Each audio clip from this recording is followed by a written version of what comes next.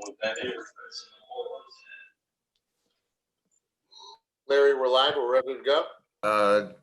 About 10 seconds. Okay.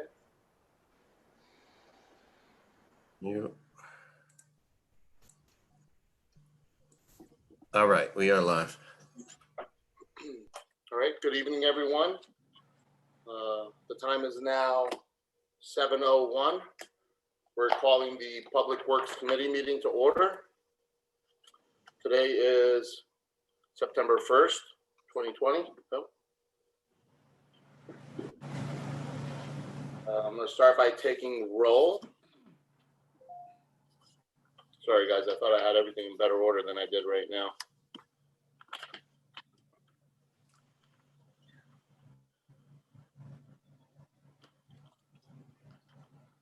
I can either call everybody's name or the attendance, or if you guys like, you can announce yourselves, whatever you prefer. We have with us today Mr. Keegan, Mr. Livingston, Mrs. Smith, Mr. Theodorides, and Mrs. Young. We have a quorum. I don't think we're missing anyone.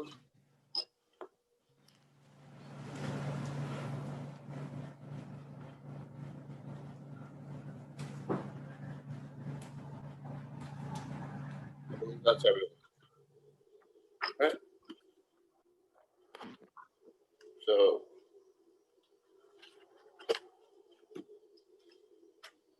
we'll start off with the public hearing. Do we have, who's, Monique, you're on? I can see you over there. Do we have anybody that wants to speak for the public hearing? Yes, we do. We have Diane Laricella. Diane, you can speak. You are unmuted, or you can unmute yourself now. Well, good evening. What a great way to end the summer is with the DPW committee meeting. Anyway, I'm here tonight to speak about the request to raise the, increase the payment at the transfer station of solid waste or trash from $85 to $90. I'm in favor of having waste management systems that are sustainable and are also mindful of waste, as well as literally financial waste, as well as being mindful of creative ways to reduce said waste or trash. I am not opposed to the raising of the money by $5.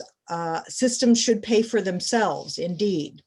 However, I do believe that this committee needs to immediately begin a serious discussion about some programs that would, in the near future, obviate the need for further increases of the amount in the future. I know from 85 to 90, there's a plan in the next year, possibly, or next cycle to go from 90 to 95. I know that was mentioned. There is a program that Sustainable CT and the state of Connecticut Department of Energy and Environmental Protection is advocating for towns to look into, called the SMART program, otherwise known as the Save Money and Reduce Trash. It's also known as the Pay As You Throw program, PAYT, and it's a method charging for trash disposal based on the amount disposed. It's a globally recognized single most effective action a municipality can take to reduce waste, increase recycling, and reduce climate impact. Our city can get points if we were to eventually adopt such a program. The state of Connecticut has a 60% diversion goal by 2024, which will be here before we know it. And I do not feel at this rate the city of Norwalk will be ready to divert that amount. Some of you might know that I am in, part of my work is in the waste management business. I started an ad hoc Norwalk Zero Waste Coalition. I am in the process right now of being on a statewide zero waste coalition forming out of Hartford because we have the goal of less waste. I ask tonight that in addition to your vote to increase from 85 to 90, that this commission has on its next agenda a discussion item that will include having Kristen Brown and Jennifer Weymouth from Deep to talk to you about the pay-as-you-throw program. It works with more education. It's a program that the state approached this city over 2 years ago, and it has not been taken seriously. The time is now to take it seriously, since we are going to be raising our trash hauling fees at the transfer station, which is the subject of this public hearing. I know that I've heard from comments from staff, and I'm sure you'll hear it tonight, that I do know that the state and Kristen Brown and my ad hoc coalition have requested there be a discussion about pay-as-you-throw, mainly due to the fact that the state would offer a free waste analysis of our waste streams. It was stated that apparently Mr. Carr and others are not in favor of this program. I think the council has the duty to check it out, and it will not require much staff time. That was another myth that was thrown out in comments during my discussion of pay-as-you-throw. I do believe that in order to keep increasing the increased costs of hauling is only going to get higher on all ends of this system. I think the city has to begin looking at modern ways to handle our trash management with more education or creative outreach, and definitely put pay-as-you-throw on as a discussion item next month. Thank you very much for the public hearing. Thank you. Thank you. Do we have anybody else for public hearing, Larry? If anyone else would like to speak, please raise your hand electronically now. I do not see anyone else wanting to speak. Or do I? Okay, seeing none, I'm gonna at this time close public hearing. I also want to announce that Mr. Langella joined us tonight, so he's on right now. Sorry. Moving on to public input. Do we have anybody signed on for public input? I know we had somebody that sent an email, I believe. I have the email. Thank you, Monique. And Larry, if we have anybody else, they could go on right after. Yes, we do. Okay. Okay. Dear sirs, I would like to have my letter read at the Conservation Commission meeting, Public Works meeting, and the Planning Commission meeting next week. I would like to explain the flooding problems we have here on Cedar Crest Place, and how the expansion of Colonial Village will adversely affect this entire neighborhood. We live at number 43, the first house of a development of tract houses that were built in 1955 by Katz Builders. The street previously had been a dead end. It was now extended to circle around and connect with Nash Place.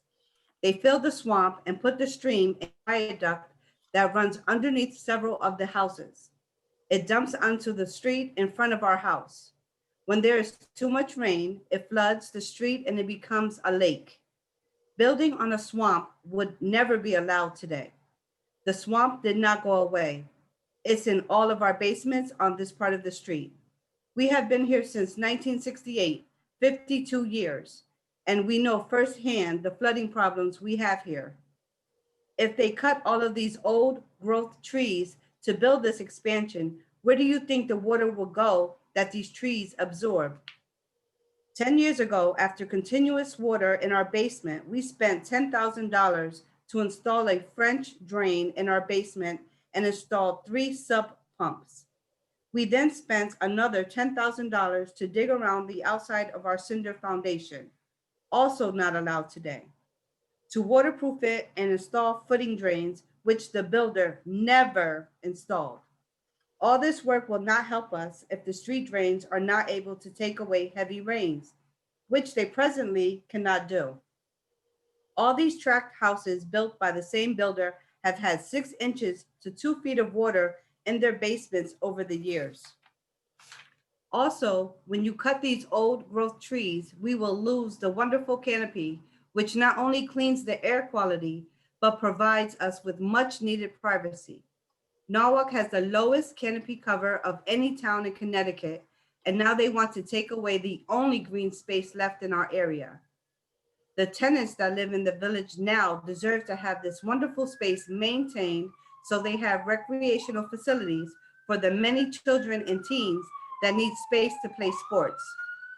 They took down the community center in 2005 and promised to build a bigger one for the tenants. That never happened. The housing authority cannot be trusted to do the right thing. They should build a community center as promised, improve the basketball court, fix the tennis courts that have gone to trash. They should mow and bring back the ball field that was there. This project will do nothing to improve the quality of life for anybody, the tenants and surrounding homeowners. Please spend more time to investigate this proposal and you will see this is not a benefit to the entire community. Thank you, Claire and Thomas Sky. Thank you, Monique. You're welcome. I also have 2 letters from 2 different churches on behalf of Mrs. Anderson. I don't know if you want me to read them now or wait until her item comes out. Yes, let's have them read now. Okay. Go to whoever's online. All right. So the Interdenominational Ministers Fellowship of Norwalk and vicinity. To whom it may concern, we, the Interdenominational Fellowship of Norwalk and vicinity, IMF, do hereby support and endorse the Norwalk Police Department's request for participation in the Active Bystandership for Law Enforcement ABLE program. In July 2020, the IMF met with the Norwalk Police Chief and the Mayor of Norwalk to discuss important matters revolving around our joint concern regarding law enforcement and the issue of race relationships within our communities, especially our communities of color. At that time, we clearly stated that the Norwalk Police Department should establish and/or participate in initiatives aimed at eradicating abuse of power and leading to the transformation of the department to build trust within the community. I thought this was about Mrs. Anderson, but this is a different one. Sorry. Right, I don't think this applies to anything that's on the agenda tonight. No, it's not, but you want me to continue to read it? Because it was sent to me today. It doesn't necessarily apply to anything on the agenda. If you want to read it, go into the record, but it's nothing that we're voting on or even applies to public works. That's something that may have to go to health, welfare, and public safety. Yeah, I don't know why I got this. What we can do is you can hold on to that and we'll forward it to Deanna to health, welfare, and public safety for their next Okay, meeting. I'll read the one that does apply to Mrs. Anderson. Okay. Okay. Bethel African Methodist Episcopal Church. Mr. George Teresides, Chairman, Public Works Committee, City of Norwalk. Dear Mr. Teresides and members of the Public Works Committee, I, Reverend Dr. Richard Wesley Clark, pastor of Bethel African Methodist Episcopal Church and president of the Interdenominational Ministers Fellowship of Norwalk and vicinity, Norwalk, Connecticut, humbly requesting that Water Street be named in honor of the deceased Fire Chief Sanford W. Anderson, who served the city of Norwalk for 46 years, 1959 through 2005. Fire Chief Sanford W. Anderson was consistently promoted through the ranks, attaining the rank of Assistant Fire Chief in 1998, appointed Fire Chief in 2004, and retired in 2005. He was a Norwalk native and grew up in Washington Village Public Housing. He was a faithful servant leader in our city. He was consistent in supporting the youth of Norwalk in advancing their academic and vocational careers. I applaud you to give great consideration to renaming the Water Street in honor of the deceased Fire Chief Sanford W. Anderson. Sincerely, Reverend Dr. Richard W. Clark. Thank you. That's it. Thank you. Okay, so Larry, who else do we have that wants to speak? Yes, we have Diane.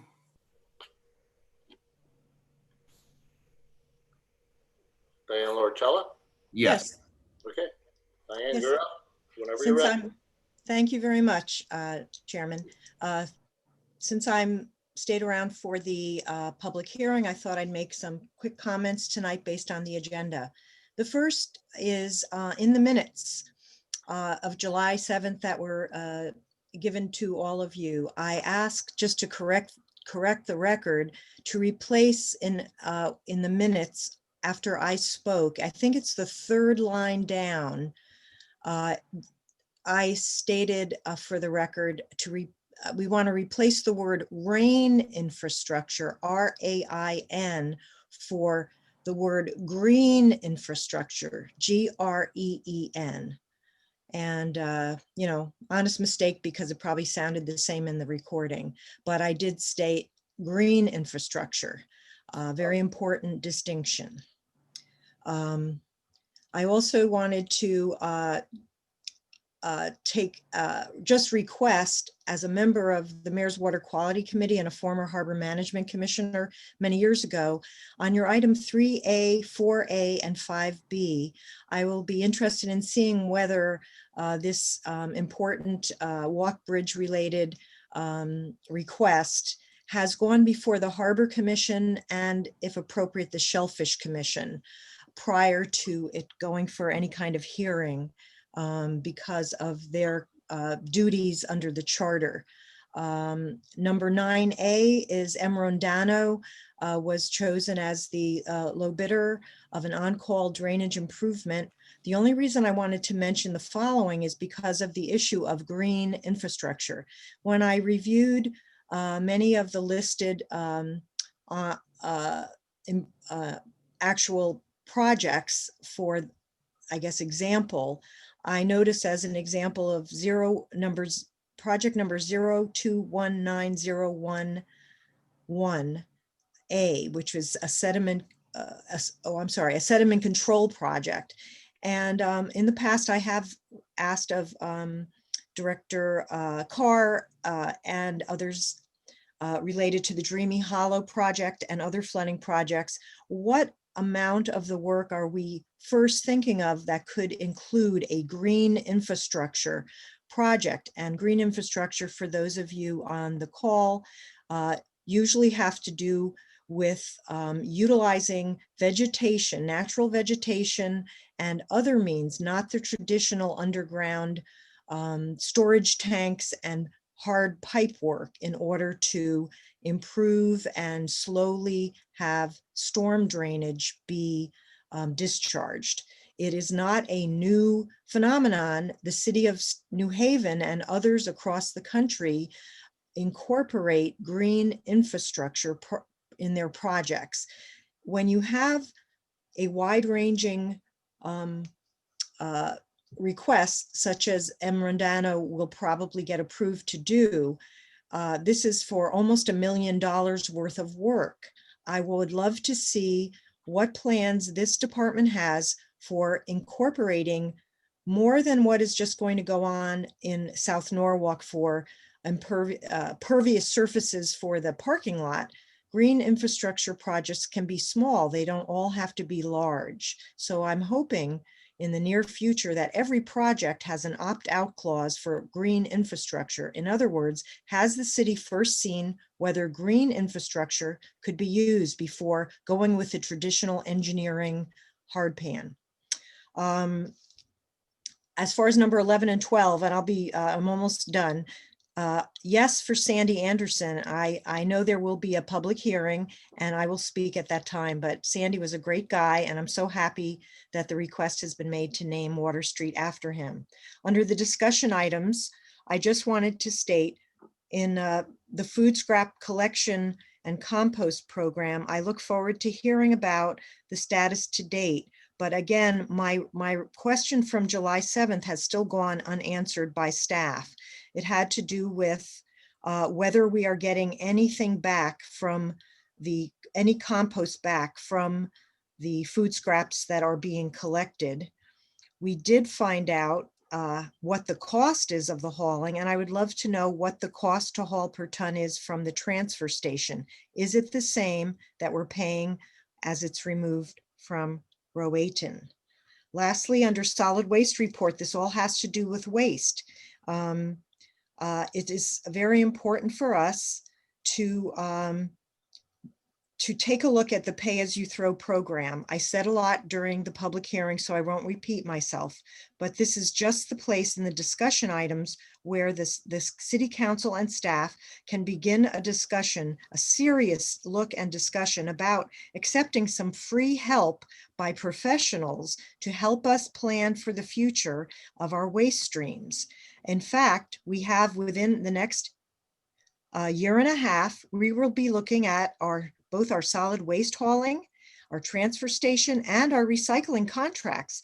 I consider it a great opportunity, and free help should be welcome help when it comes to waste.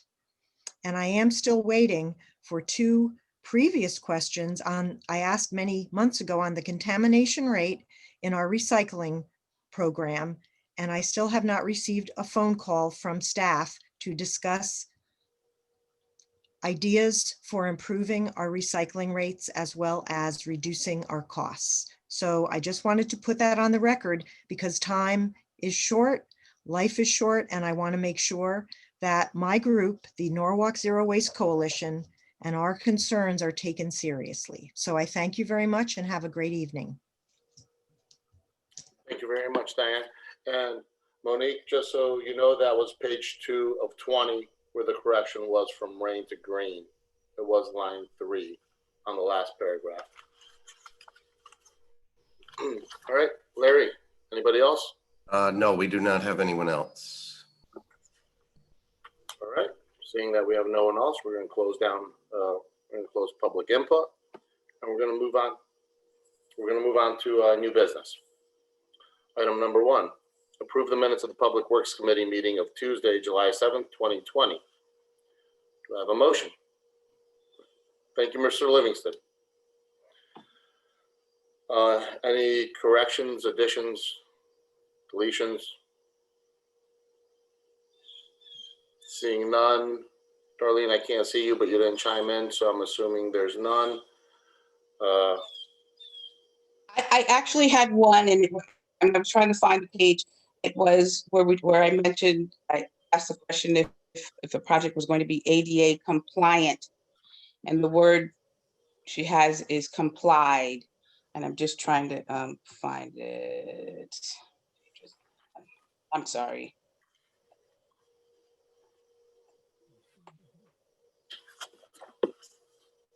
Anybody see it?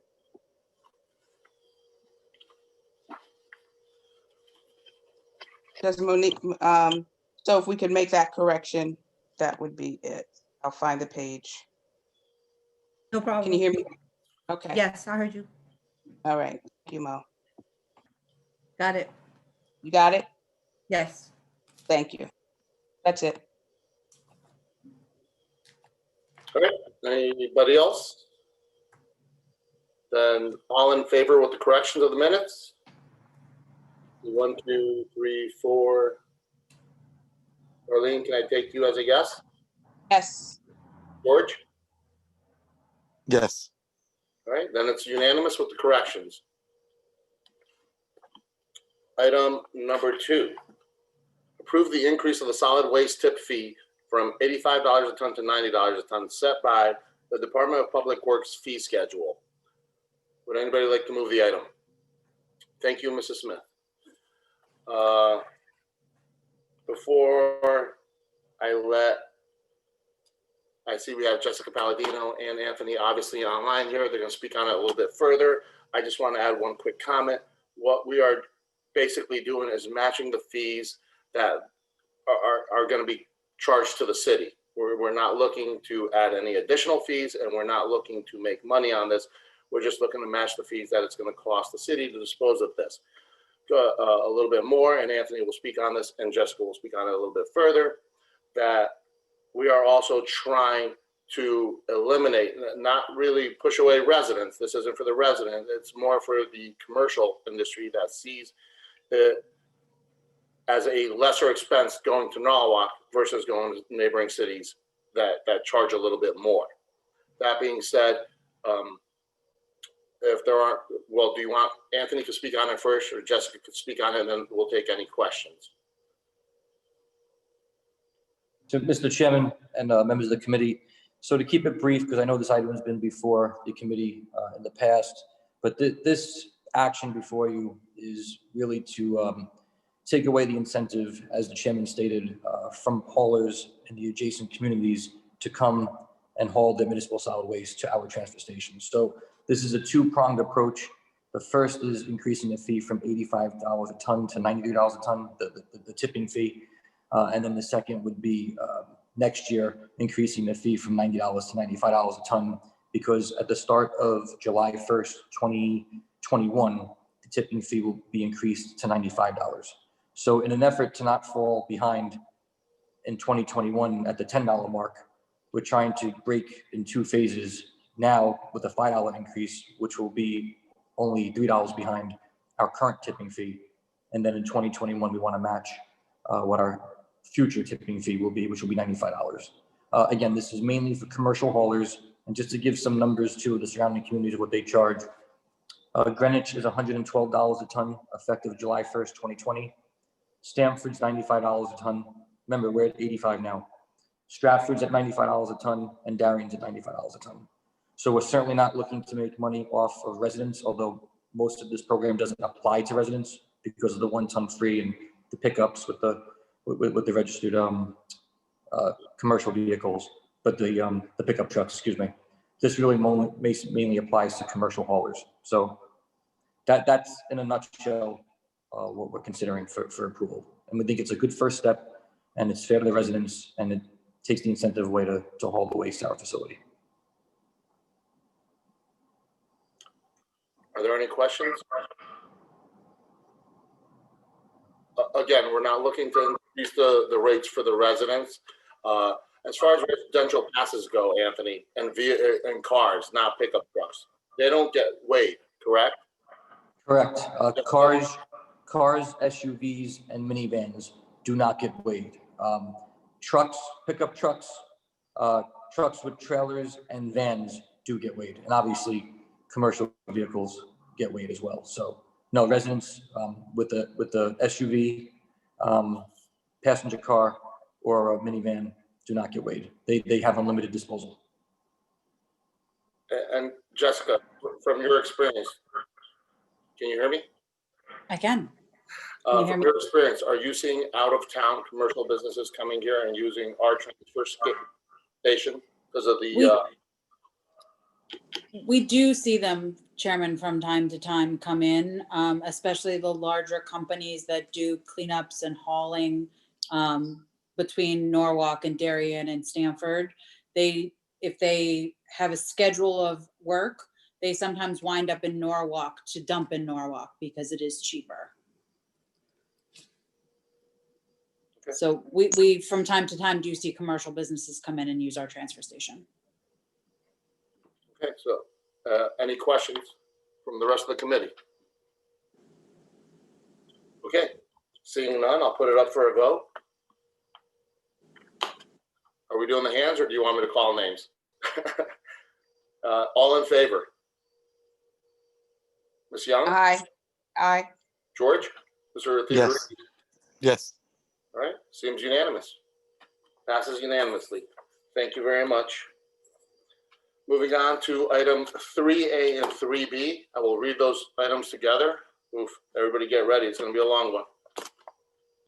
Item 3A, 185 Liberty Square, DOT file number 301-176-046. Authorize the mayor, Harry W. Rilling, to execute any and all documents necessary to convey a 4,016 square foot perpetual compensatory wetland mitigation easement to the state of Connecticut as shown on survey map entitled Town of Norwalk, map showing easement acquired from the city of Norwalk by the state of Connecticut Department of Transportation, Walk Railroad Bridge Replacement Scale, 1 inch equals 20 feet, January 2020, Mark D. Ralph, P.E., Chief Engineer, Bureau of Engineering and Construction, Town number 102, project number 301-176, serial number 46, sheet 1 of 1. 3B has a clerical error, which I'm just going to read the correct number and go on with. 3B, referral of item 3A to the Planning Commission for a report a report and recommended action pursuant Connecticut General Statute 8-24. Would anybody like to move that item? Thank you, Mr. Livingston. Is there any questions? I had a question. I mean, it looks like it's pretty straightforward, these and the next couple, but this is, I guess, for Darren. I basically, was Darren on, right? Yeah, so Darren, I'm reading from your letter that when you said that you raised a couple of issues, but they basically said they could do it any way they wanted, so we're just gonna do it. Yeah, there was there wasn't a lot of willingness to have a dialogue about addressing the issues. So in a nutshell, they want a permanent easement. And I said, well, can you explain why it needs to be permanent versus, temporary? And they said, well, we need it for the life of the project plus some additional number of years. I believe it was 10. And so it's the construction term, whatever that ends up being. And then plus an additional 10 years. And I said, well, that really sounds, it may be long, but it's not permanent. And, I asked them to, visit with their superiors, and the response was no, it needs to be permanent. I still don't see a reason why. They have provided no justification for it. Do I think it impacts the land significantly? I mean, the mitigation easements is really it's to preserve the riverbank. So the portion that is covered by the conservation doesn't really impact the utility or the value of land, but there is a ingress, egress, or a right of entry access point from the parking lot that the city owns at Constitution Plaza. So if that lot wanted to be developed in the future, we'd have to, go back to CDOT and work out how to address that access issue. So that does affect the value of the land. But the gist of your comment was it's not worth fighting, right? At this time. Well, yeah, they're gonna, I think after, assuming the council, this body approves it and moves it on, and if it gets approved by the council, I would try to revisit the issue with them. But ultimately, I think that at the end of the day, is if whatever their position is going to be, it's going to be, and if we don't agree with it, they'll proceed with eminent domain. So they kind of gave me a hard stop at this point, so that's why I submitted it. They were putting a lot of pressure for it to go for approval, and it seemed like we're at an impasse at the point in which I needed to submit it, but I was intending on revisiting with them after the fact. But what if we don't approve it, they have to go through an eminent domain process, so it will take them a lot of time, I would assume. It'll take them some time. There's obviously the relationship issue that is kind of the cost benefit analysis of whether we want to push them to take that route. But ultimately, I think they have a hard time justifying a permanent easement under these circumstances in an eminent domain action. See, what I'm struggling with, Darren, is that you don't seem to like this, but you're asking it to approve it. And if I'm not saying that's not the right conclusion, but I just want to understand that if you're saying it's just not worth fighting, because maybe Anthony can weigh in or somebody else. If you don't like it, why are we doing it? I don't like the fact that we're agreeing to a permanent encumbrance on the land when what the state needs, or as far as what they've told me, is a temporary encumbrance, albeit a fairly long one, probably going to be 20, 25 years, but it's still doesn't necessarily need to be permanent. So we reached a point where, it was either bring it before the council and set forth where the negotiations stand, and to make a policy decision on it. But no, I'd prefer to see it as a temporary easement. Along those lines, I ask, so is this a normal practice or a standard ask from DOT in these sorts of situations? I'm not sure I have a pulse on what would be normal or standard at DOT for, because each project is kind of, a little bit different. But I could tell you, I'm surprised that they were requesting something more than what they're telling me they need. And then being unwilling to address the issue. And so if sorry. we I'm sorry, and if we disagree on this, if we don't vote yes on this, then what happens? Well, I think there's a couple options here. I think one option is to prove it subject to DOT agreeing to make it a temporary easement, consistent with what they're telling us. An easement, the term of which would be for a period of the life of the construction project plus 10 years, would be one option. In which case I can go back to them and say, look, it was approved, but it was approved with this condition, and give them the choice. The other option is not to prove it at all, not to prove anything, and require them to first confirm that the term will be a temporary easement before any approval is granted. And then the third option would be, to approve as is. Thank you. There was Ms. Smith and then Mr. Keegan. I see you'll be right after Ms. Smith. So what is the potential harm to the city with a permanent easement? And Well, so then it's conversely, what would the potential benefit to the city be if we were to deny it and then they pushed for eminent domain? so the detriment to the city is it's a parcel that currently right now it's utilized as essentially as a parking lot and park area, and it's hard to know what the policies will be 20, 30 years down the road, what the land use needs will be, decades from now, and how this city and the current administration and current council will view that parcel, the utilization of that parcel. And so, to have a permanent encumbrance on a parcel affects your ability to do different things down the road. And that's, it's something that I discussed with our appraiser, Pete Vimini. And, we kind of, settled along the same lines as, why do more than what's necessary, and potentially hamstring the city down the road as far as development. In other words, if you wanted to put a building on there, if you wanted to sell the property to a developer who's going to do a great project for the city, that makes sense in that area.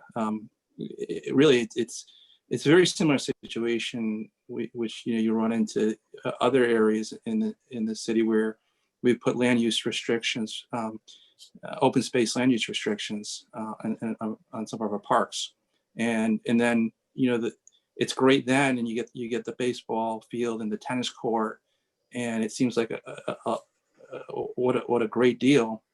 But then 30, 40, 50 years down the road, when you want to build a school or do something else with that property, you're stuck with that encumbrance and you can't do it. And we're running into that situation currently in multiple areas throughout the city. So do I think it's as big of a deal as an open space land use restriction that we have on many of our parks? No, because the encumbrance here is fairly limited. Again, it's a non-exclusive ingress, egress, access to the compensatory easement area. But can I say it doesn't impact the ability to put that property to different uses at all? I can't say that, because it does. I can't tell you how much, because it depends on what happens down the road and what the city wants to do with it, and then the willingness of the state to make adjustments to allow for it. Can I just add one thing? I think that on, it's Venice Valadares, principal engineer. So for Liberty Square, I really believe that there is no access point to that easement, and the easement is just for the wetland itself, for a mitigation process. And when we get to the other items, there is the access to it where it will happen through already a DOT land. So the way that I'm seeing the map, I may be missing something because it's a little small, but I just see as them to have the wetland mitigation that they need to do. So it's the area is very defined, and just also, of course, the regulations can change, but as of now, that area cannot be developed already due to the wetlands. So I just want to add that for your consideration. Vanessa, I have a question to that, but we also had Mr. Keegan that had a question, so I want to let him ask. All right, Tom, we're gonna have Yeah, to. I'm here. Sorry, George. Can't read lips. My question is, where exactly is this piece of property? Because the map doesn't cut it. And I can't figure out, I went down there, I looked, I couldn't figure out where this is exactly. And if I'm gonna vote on selling the state of Connecticut a piece of property that's owned by the city of Norwalk, I want to know where it is exactly. Yeah, so this is a complicated property, and I don't know the history of why this occurred, but the 185 Liberty Square is really two parcels. One parcel is owned by the city, that's to the north, and the adjacent parcel is owned by the 3rd taxing district. But it really makes up Constitutional Plaza. And to speak to, and it's just north, I believe, of Ryan Park, so it's on the opposite side of the state road there. Right. Yes, it is. If you can you visualize the Liberty Square parking lot? Yeah, I was down there. I know where it is. I was down there yesterday. The whole back is all fenced in. It's not that area, Tom. So if you're, I'm gonna try to see if you can visualize. If you're Vanessa, would it help if we pulled up the map on the agenda? Is it possible to get that up here? I know it's small. I looked at it a million times myself. I couldn't tell where it was in relation to where the docks were down there, the ones that were owned by Coastwise. I'm not exactly sure where they were in relation to that either, but do you think it would help with the map, or do you want to just listen to the description? It's just that I think the problem with the map is that it's not showing on the big picture, but Larry, if you have the agenda What page? with you, if you want to put it up on that page. Yeah, what page is it on? Is it the flooding summary? I see a bunch of maps. Which map is it? It will be what is saying compilation plan is the title. It will be the first map after attachment 1A. Oh, it's at the bottom? It is after the. After Exhibit 3A. All right, after Exhibit 3A. Exhibit 3A, I see. And I see 2A. And all right, here, I'll just scroll through it and then you could tell me if this is it.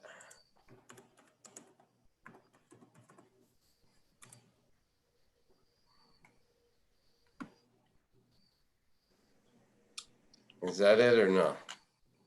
No, it's Yeah, you're right. The map you don't want to doesn't look at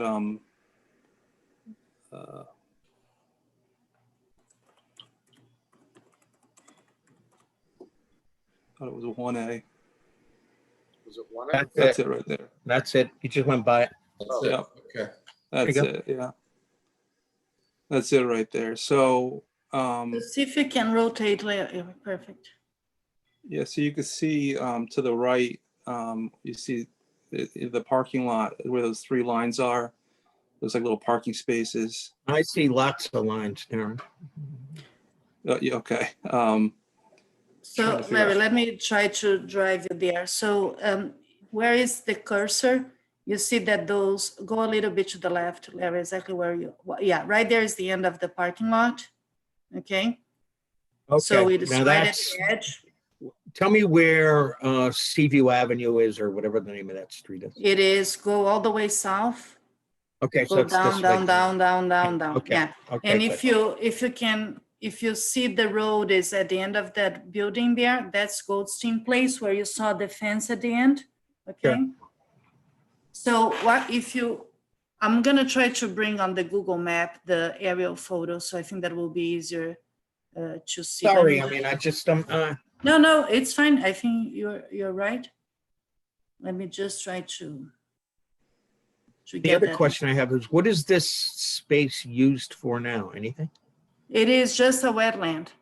What Okay. happened is that, let me just give you some feedback. For the construction of the walk bridge, they have to do some wetland mitigation to the area. So they have to locate and get it approved by DEP and also conservation, which areas they're gonna improve and add more of the wetlands. And there are a few areas that were located nearby the bridge.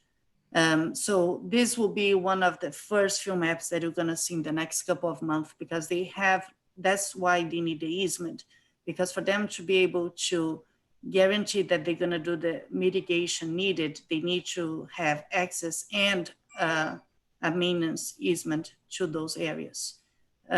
So, and I believe that the reason why they are saying that they need it now for a long time is more because if there is any kind of delay when they can establish the wetland, they don't want to come back and again ask for different rights to get back to it. So I don't think that it's, I believe that it's more of a question of, okay, let's have those, and I believe that in the future, if needed, they may release that easement, but it's more of trying to do the thing once instead of coming back. I totally support what Darren said, but I think there is really the reason why they are trying to do that, because they have to come and really keep that area out of invasive species. They have to maintain, and they have to do after the construction of the project is complete and for another 10 years. And I believe that even during that period, if something comes up that they need to address, they don't want to come back and ask for another easement in case they need to. So this area is not developed at all. It's still already wetlands. It's just gonna get more dedicated wetlands with certain species that needs to be put in. I'm just trying, my computer doesn't want to help me here, but I'm just trying to get the maps, the aerial photos. So Vanessa, just if I could just make a quick clarification. So sure. the way they set this up is that the access to and from the compensatory easement area along the Norwalk River is from the city's parking lot. And On that one, okay. yes, and it ends up being over the access, and it starts at the parking lot. It ends up being over the third taxing district's property at the same address, 185 Liberty Square. But it's their access to both parcels, essentially for purposes of accessing the mitigation area. But the point that I think Peter was making in our conversations about it is that the easement assumes the use of the parking lot as a parking lot long term. And so with respect to development of land, it impacts, the both parcels. Hey, Darren, to that point, we're talking roughly next to the park where the pink containers are, correct? Yeah, it's north of it. If you guys want to look at my screen, Larry, if you want to give me permission to share my screen, I have exactly the area. Okay. While you're bringing that up, Vanessa, can I just ask, would this easement affect in any way the public's access at some point in time to the fort?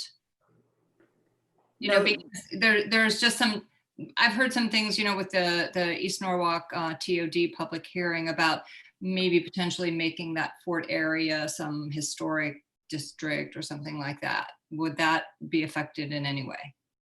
Just for the wetland itself, it will be a preservation area that cannot be developed. But this is not because of the easement. This will be a DEP requirement for the area. What it is different that we already have in some other areas in the city. So so what they are asking here is just the easement so they can maintain with, as Darren clarified, with access from the parking lot. And the wetlands by DEP and conservation were not going to be able to be developed into anything else, but not because of the easement, for their own regulation. Okay, thanks. So Larry, if you want, what should I do? Click on load what you want to show first, and then click on share screen and click on it. Okay, so.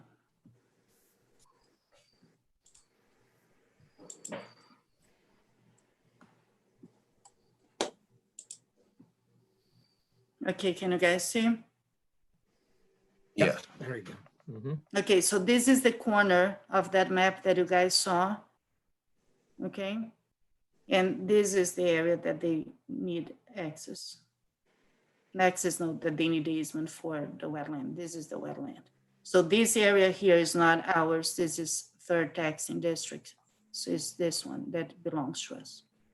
Right, so there's really nothing you can do with that area, but the concern of our appraiser was more with respect to the parking lot, which is shown there.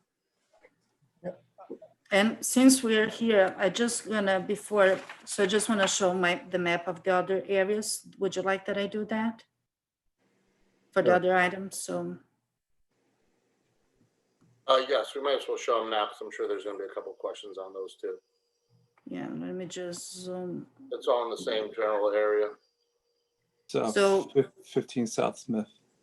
So this one, the area, again, this is all the wetland mitigation area. This will be on 2A, I think 2 or 3. Yeah, this is the item 4A. But they already own this portion here. So they have already access to that area through here. On item 4A, there are 2 easements. One is for the mitigation of the wetlands around this area, plus access to construction here, because they need to build some platforms to be able to build the bridge. Okay, so that's why there are two options in there. They're asking for an access easement and also the wetland easement there. And I think that has a time period to it. So this is the other area that we're looking at. And now let's go to the third one, since I'm here, and then I'll.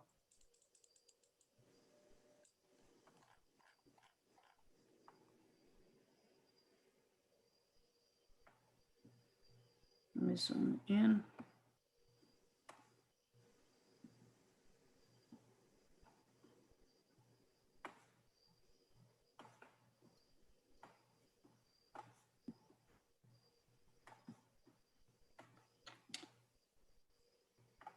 Mr. Chair, while she's doing that, and just keep things moving,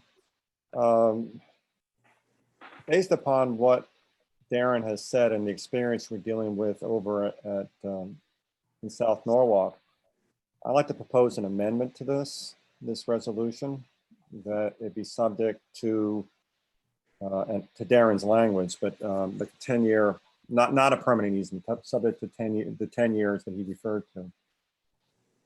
You're on the same page I'm on right now. I agree with you. I think some sort of amendment does make sense.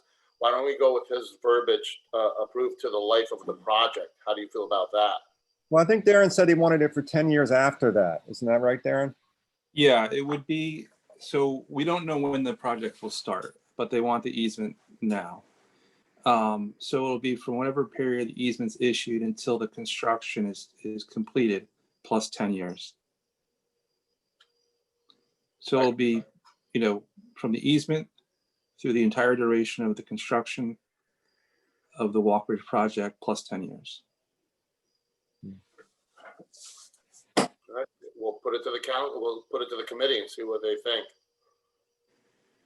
So the third area is, if you guys just want to see, it's just access to the driveway at South North train station and also take a couple of those spaces here. Here Vanessa, is just for access. Just for the record, Vanessa, that's the northbound side, correct? That's correct. That is the New Haven side. Okay.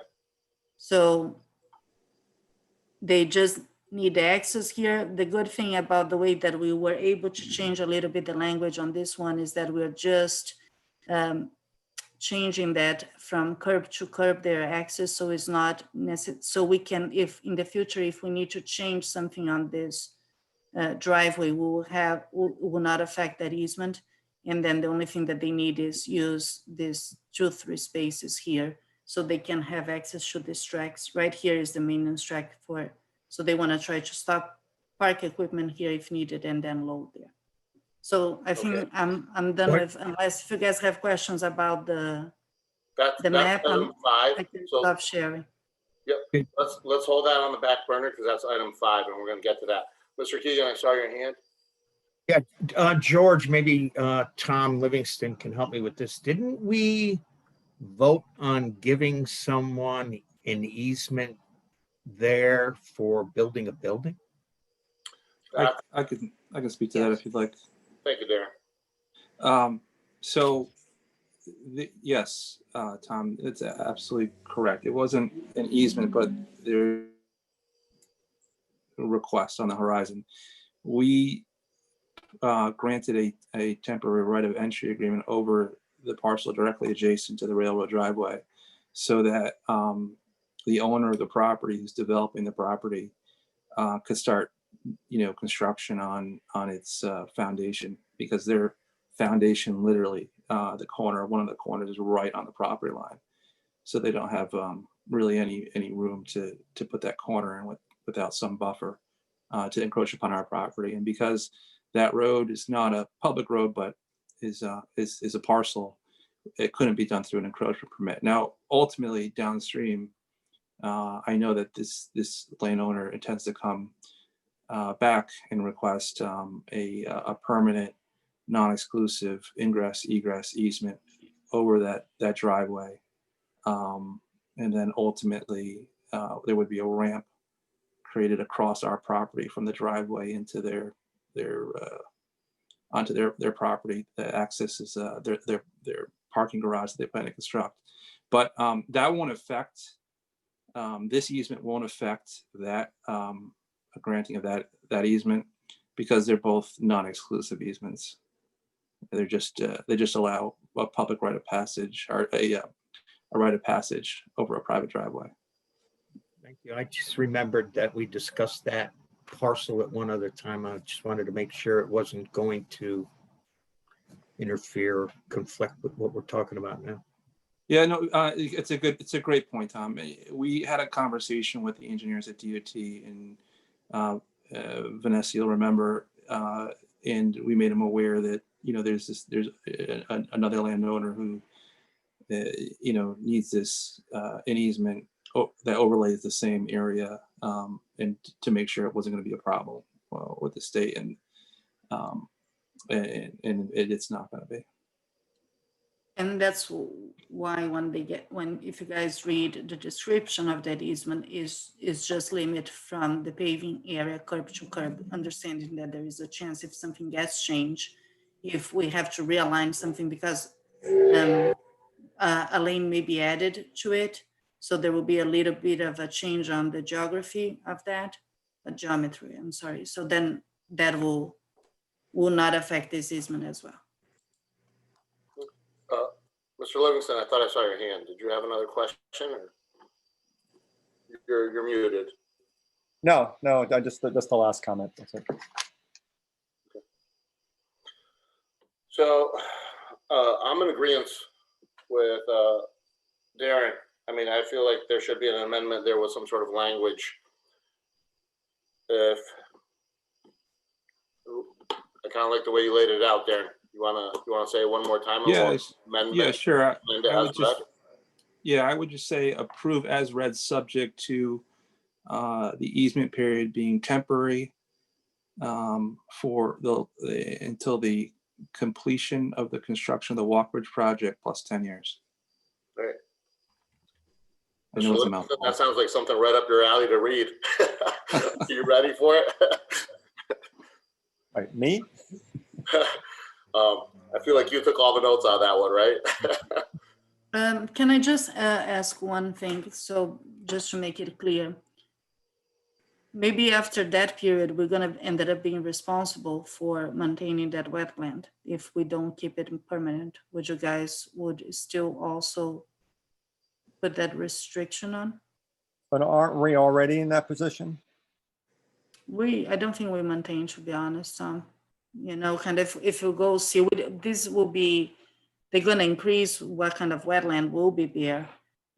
So there will, if depending on how is their permit, that I don't know the details. This just came up to my mind now. I think that if they have to always maintain, why we're gonna take that ownership after 10 years? But my understanding from what Darren said was they only want to maintain it for the 10 years, but they want the easement for a longer period. So that suggests to me that they didn't plan to permanently maintain it. So Darren, can we tie up this in a way that cover us, you know, so maybe you can say that that the easement can be maintained until whatever are their requirements to maintain the wetlands? Actually, If it is 10 years? Vanessa, I mean, I don't want to interrupt them, but I'm hesitant to do that my personally, because I think we need to put a fixed time limit on this thing, because otherwise, you know, they can say they're going to maintain it. They're the state and they may not do it. I mean, they don't, I just think we're opening a can of worms, leaving it wide open.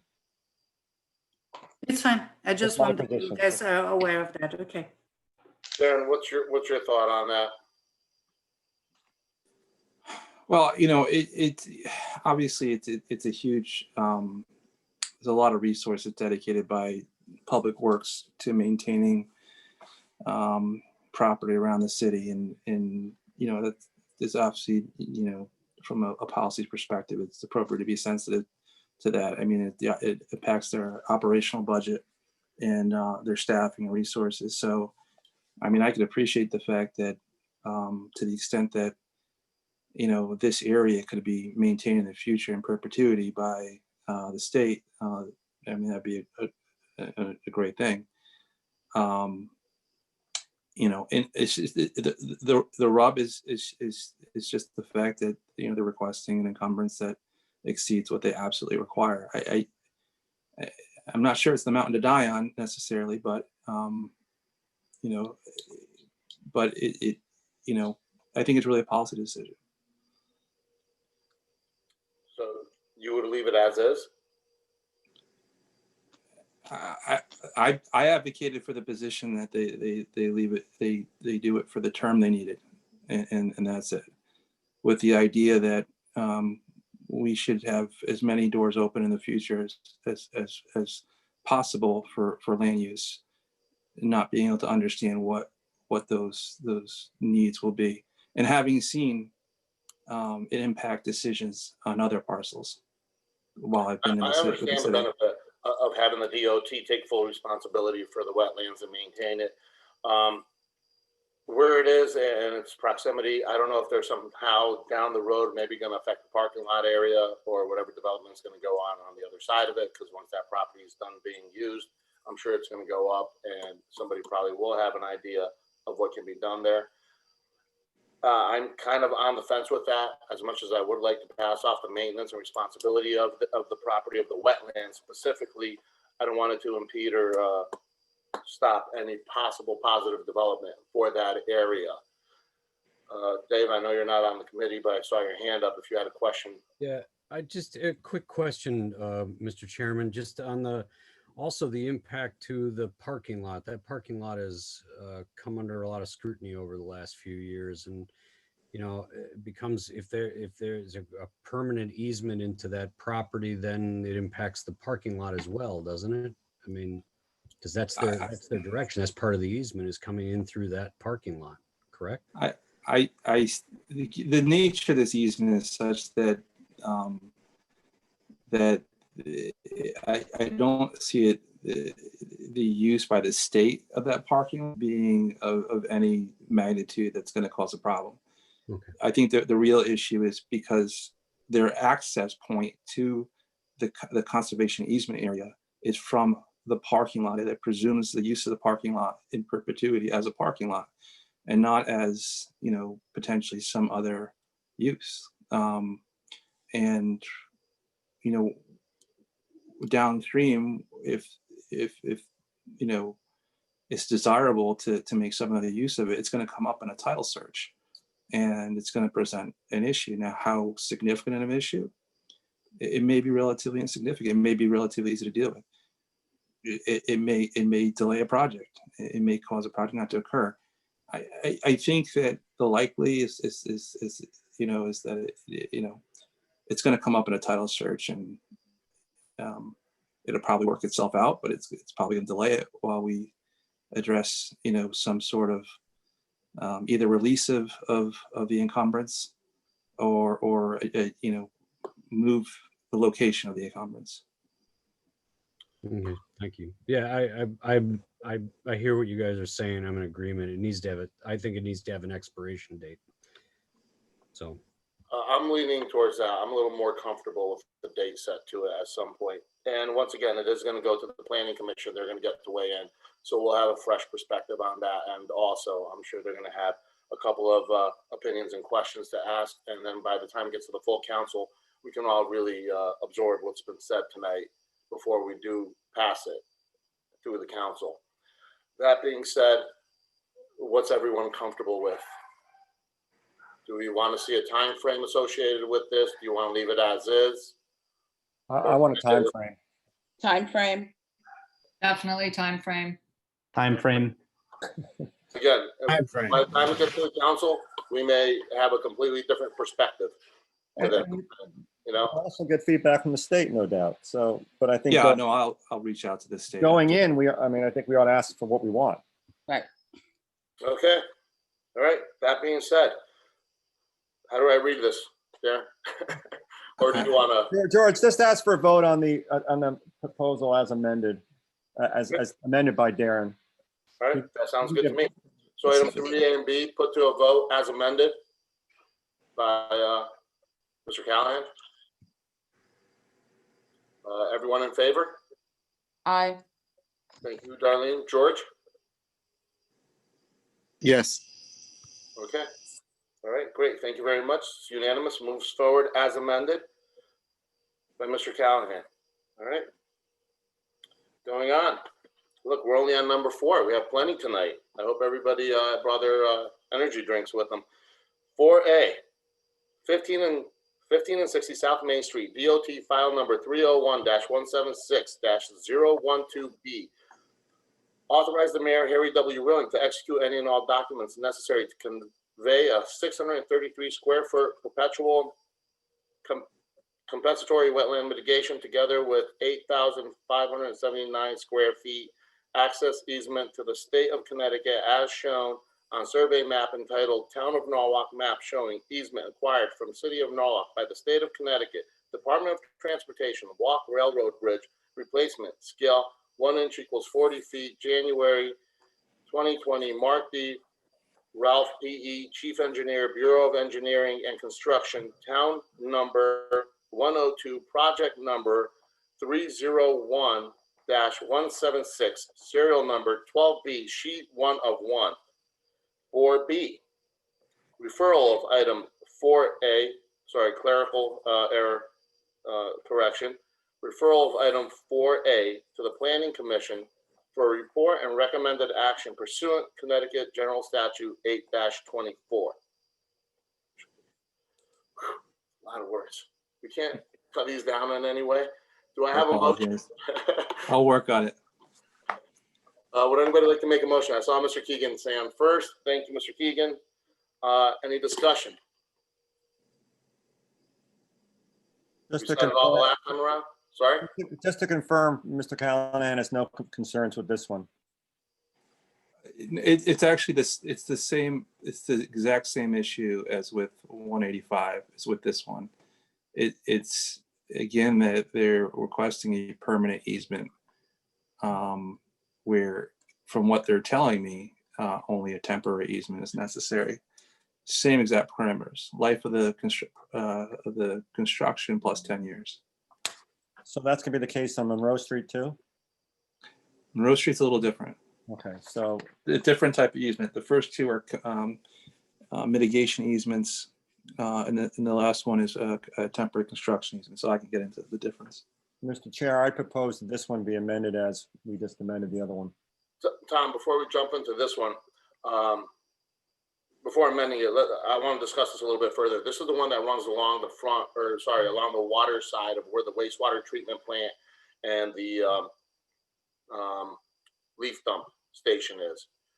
That doesn't really have any other use as other than as part of the Norwalk River Valley Trail, and it's going to be something that has no plans to ever be developed. If this is something that they want to take care of the wetlands, there's nothing that's ever going to go up there that may require, and Darren, feel free to step in and correct me if I'm wrong here, but that's all city property. That's where the leaf dump is, and the wastewater treatment plant, that's along the River Valley Trail. This may be one of those where it might be a little bit better off to leave it in the DOT hands for further maintenance and responsibility. But the maintenance, just to clarify, will be just for the wetland that is out of the trail. You're correct about the area. They need access through the trail, but the part that will be maintained is when it gets down to the embankment to the river. So I'm not sure if the way that it is, they're going to be maintaining our trails. That would not be part of it. Thank you, Vanessa. That being said, is it something that we would like to leave in the DOT's responsibility? Or is it something? Just to clarify something, by giving this, are they explicitly agreeing to maintain the wetlands? Is that being done?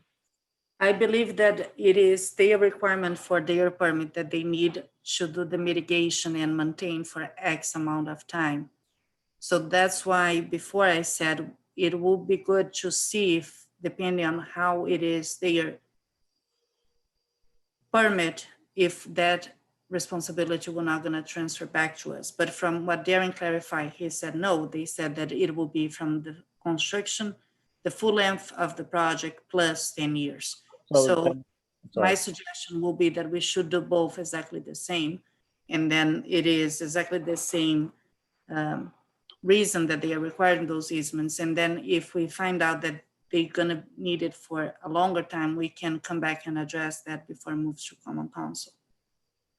Yeah, I would just also point out, and I don't know how realistic this is, but the East Norwalk TOD has this idea buried in it that someplace the whole Smith Street center's moved. I don't know where they'd move it to, but we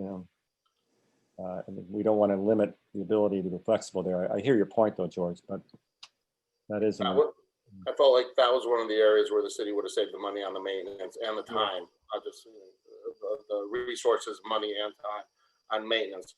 But I hear what everybody said, and I'm fine with that also. If we want to amend it to the same language as 3A and 3B, I'm okay with that also. So all in favor as amending item 4A and 4B? Yes. Okay. Yes. All right, it's unanimous. Moving on, item 5A and 5B, I'll move those together. 30 Monroe Street, DOT file number 301-176-047, authorize the mayor, Harry W. Rilling, to execute any and all documents to convey a 1,553 square foot temporary construction easement and a 6,530 square foot temporary access easement to the state of Connecticut as shown on survey map entitled Town of Norwalk, map showing easement acquired from the city of Norwalk by the state of Connecticut Department of Transportation, walk railroad bridge replacement scale 1 inch = 20, January 2020, Mark D. Ralph, PE, Chief Engineer, Bureau of Engineering and Construction, Town number 102, project number 102, project number 10301, serial number 47, sheet 1 of 1, revised 3/31/20. Item 5B, referral of item 5A to the Planning Commission for a report and recommended action pursuant Connecticut General Statute 8-24. Would anyone like to move the item? I'll move it. Thank you, Mrs. Young. Is there any discussion? Maybe Darren can explain why this is different than the others. Sure. So here, there's two easements. One is a temporary construction area, which they need, that's directly adjacent to the railroad and takes up 4 parking spaces at Railroad Place. And they need to be able to access it, so they need to access ingress egress easement to access the construction area. So here they are. This is a temporary. They're proposing temporary easements. It'll be and the term of the easement they're requesting is until the completion of the project. The issue here is that when we reviewed the appraisal, they appraised it based on a 6-year construction period.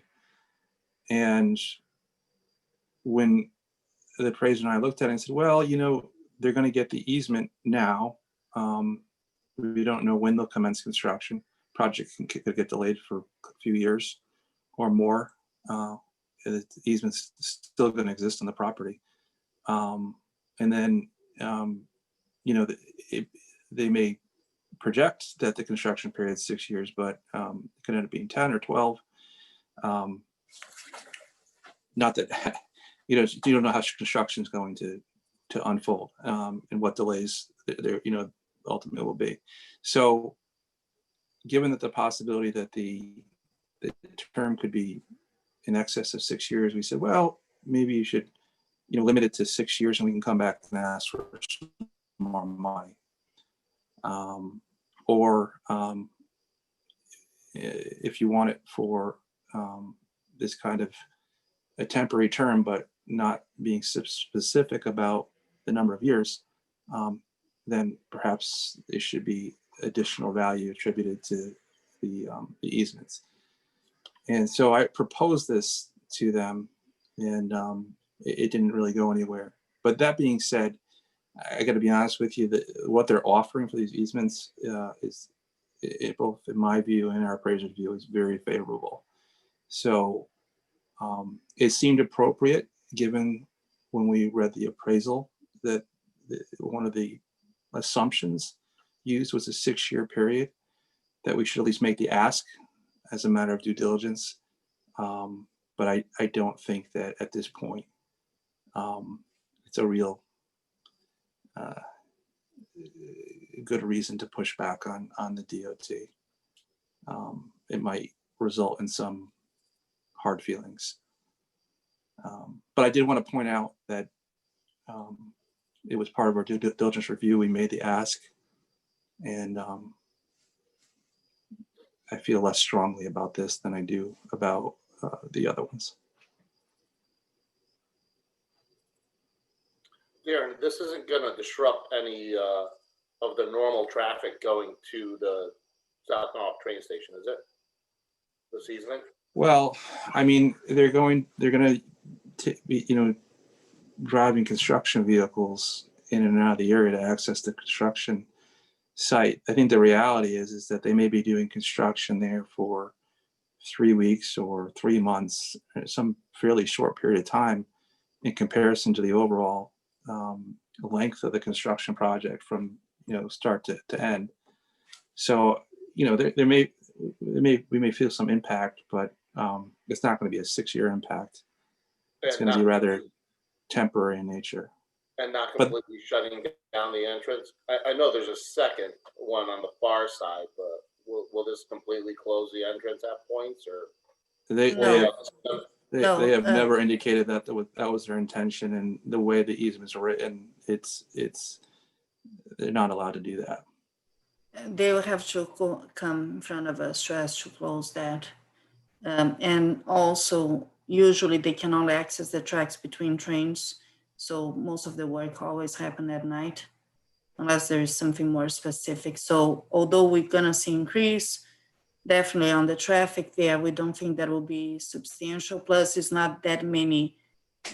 They only are getting 2 spaces. It's just that with that maintenance track already in there, they can get to the tracks when they're doing that side of the bridge easier instead of having to cross from the other side. Because they're only allowed to work when there are a certain time between trains. If they need to cross tracks, there are 4 tracks on that area. That time period between the trains has to be extended, what limits that their working area. So if they have access already on the side that they're gonna work, they have more working hours available. I don't know if you guys follow me. Any questions? I do. Any further questions or discussion? Seeing none, all in favor? Aye. Yes. Okay, that's unanimous. Thank you very much.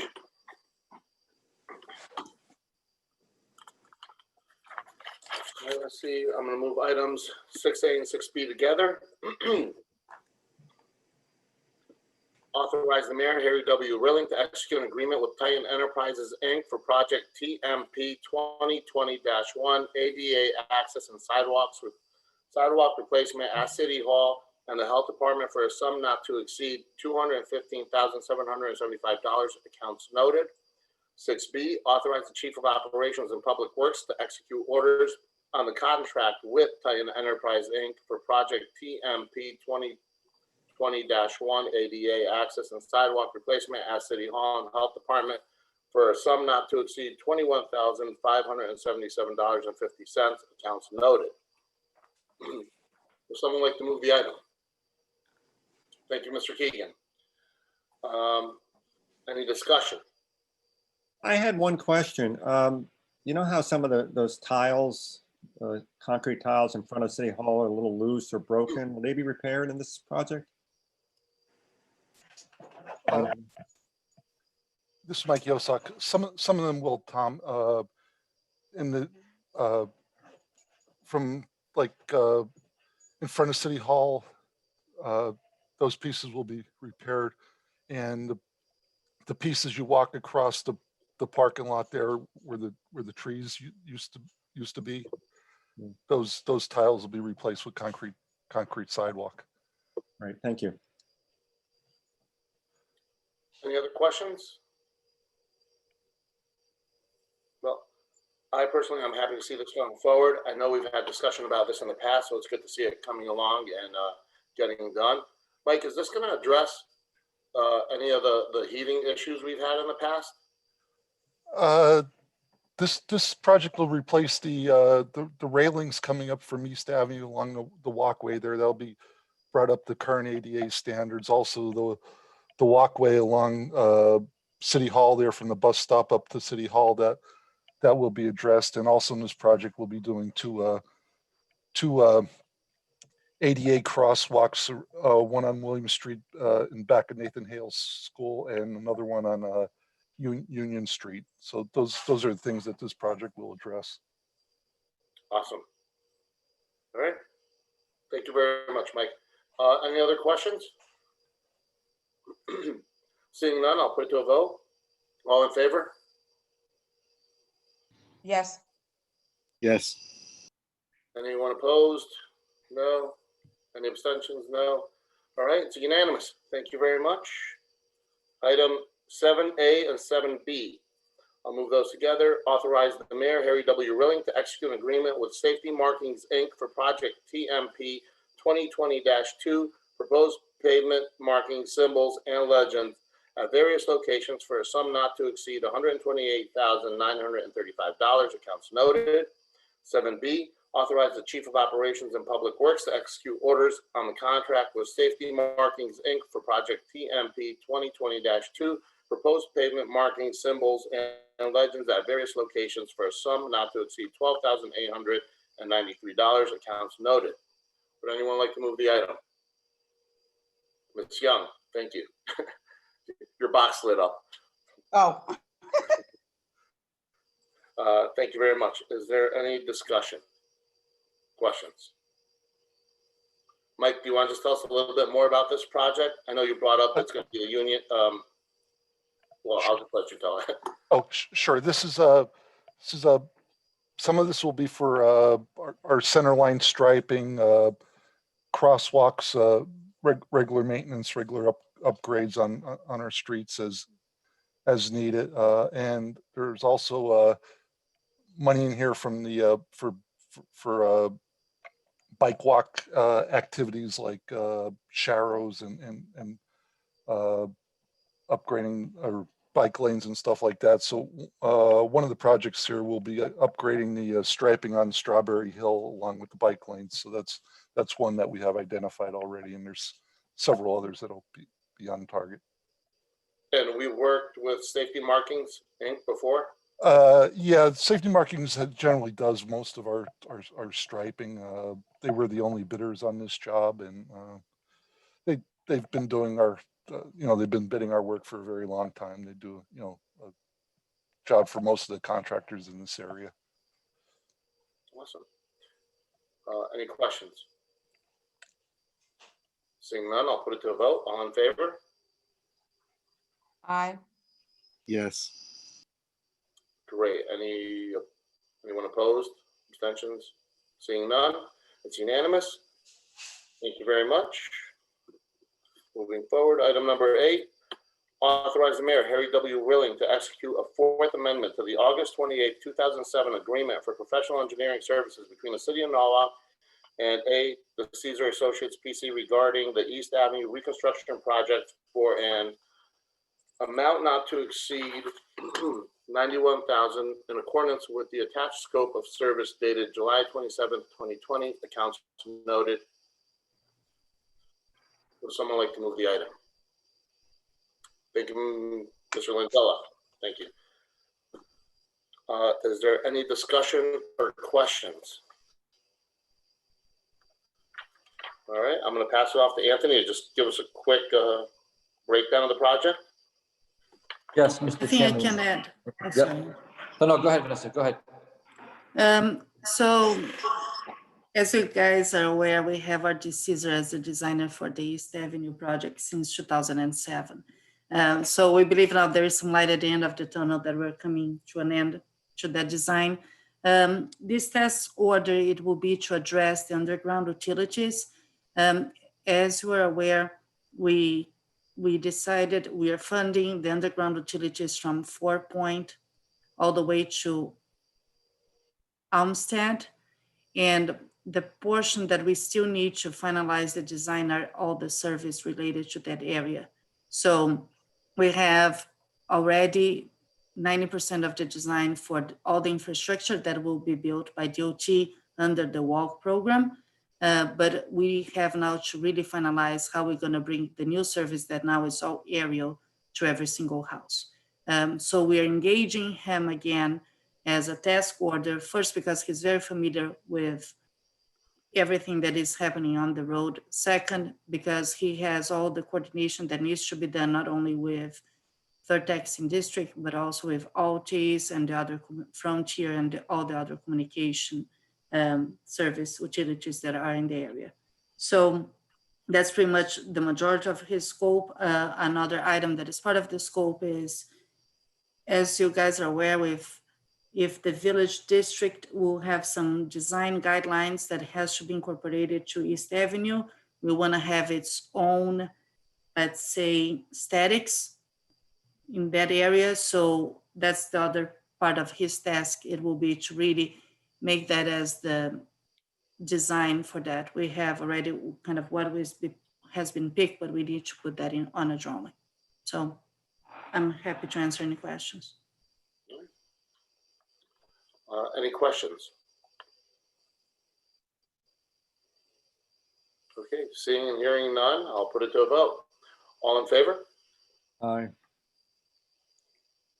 Ms. Young, I'm sorry. aye. Yes. Thank you.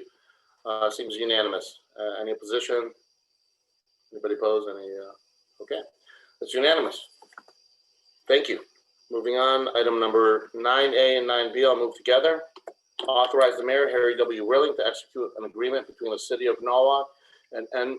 Rondano, Inc. for project DRG 2020-1 on-call drainage improvements at various locations for a sum not to exceed $954,320, accounts noted. 9B, authorize the Chief of Operations and Public Works to execute orders on the contract with M. Rondano, Inc. for project DRG 2020-1 on-call drainage improvements in various locations for a sum not to exceed $95,500, accounts noted.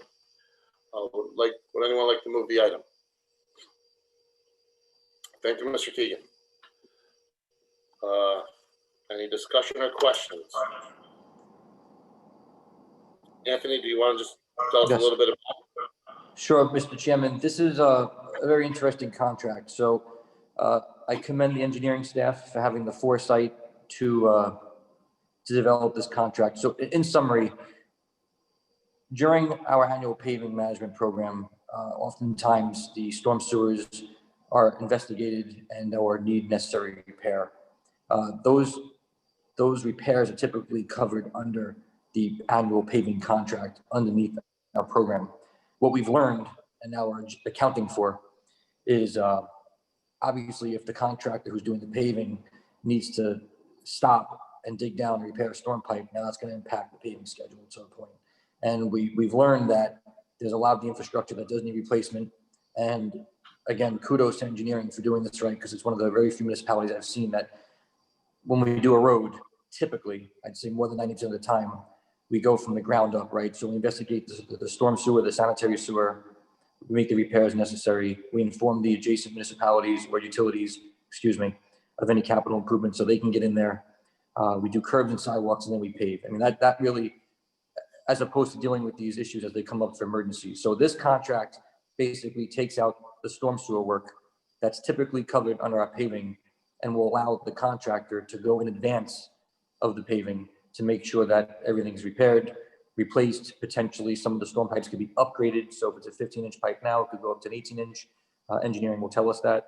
And then when the paving contractor comes in, they're more focused on just the milling and the paving and the resetting of the castings and all the metal grades that are in the street. So I think this is a phenomenal contract. Again, this is the first year, and I believe we have 2 one-year extensions. So it could extend up to 3 years based on our agreement. And if the contractor agrees, obviously it's been mutual. But again, this is in response to making our pavement management program more efficient. Thank you, Mr. Clark. I just want to say I agree with you. Our engineers are fantastic. Obviously, they've been inundated with a lot of projects, and at some point, they're definitely working a lot harder than it would be.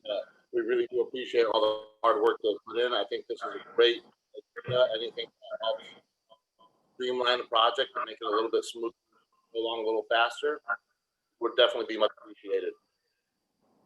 Any questions? One question, and by the way, echo all your comments. I think it's great you guys are doing this.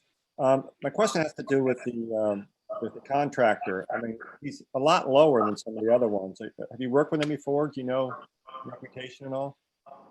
I will turn this over to Vanessa, but I do know the engineering staff has worked with them and they've had very favorable feedback. But Vanessa, can you elaborate? That's great. That was before my time. They were the contractors that did when we lower Rowayton Avenue. Oh, okay. Okay, they did a very good job. They are very responsive, very neat.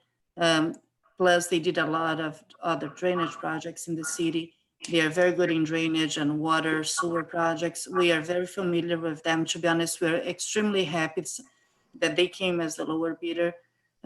Usually they bid in our projects, but they haven't been in a very competitive price in the past. But this time they think that they sharpened their pencils and they were able to get it. Also, just want to add one thing for metrics. Usually with drainage, we spend in the last year about 1.2 million because we're paying them on time and material when we have those issues that we encounter on the streets that will be paved. And on this scope that we try to put in most of the things that we believe that will be needed, it came down as $9.54. So we have kind of a fixed unit price for this contract that will make a big difference on the long term.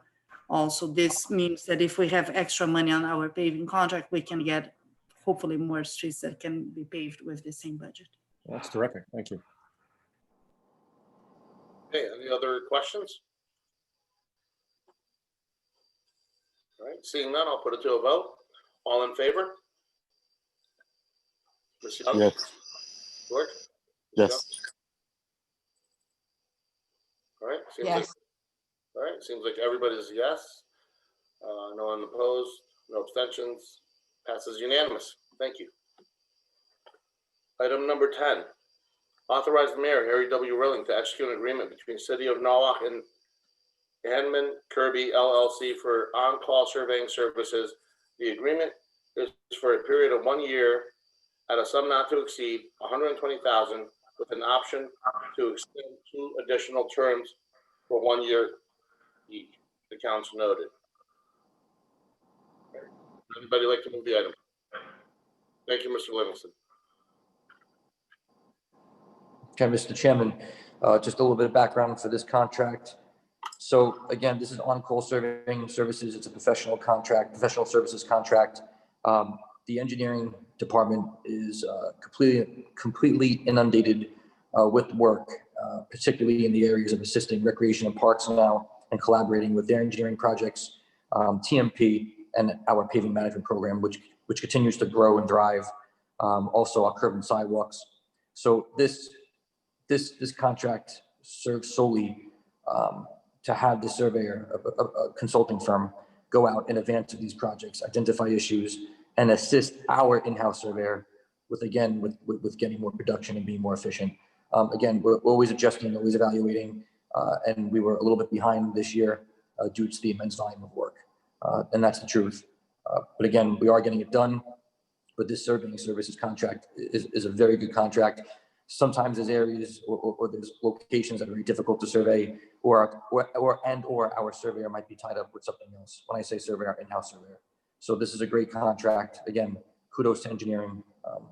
And if I missed anything, Vanessa, please feel free to join in. Is this for one staff person on their end, or how many, what are the hours? What is this So contract? in the way that we set up this, it's an on-call, and what we asked was for hourly rate for the whole crew. So when we have surveying services, not only the people that go outside with the instruments, you also have the people at the back office that need to download all the information and then create the drawings for us. So each one of those people get paid a certain amount, and that's how it will be. What we did also, we run a project in-house, assuming X amount of hours, and see what a project would cost using the prices provided. And it was like very, very feasible considering the work that we can accomplish.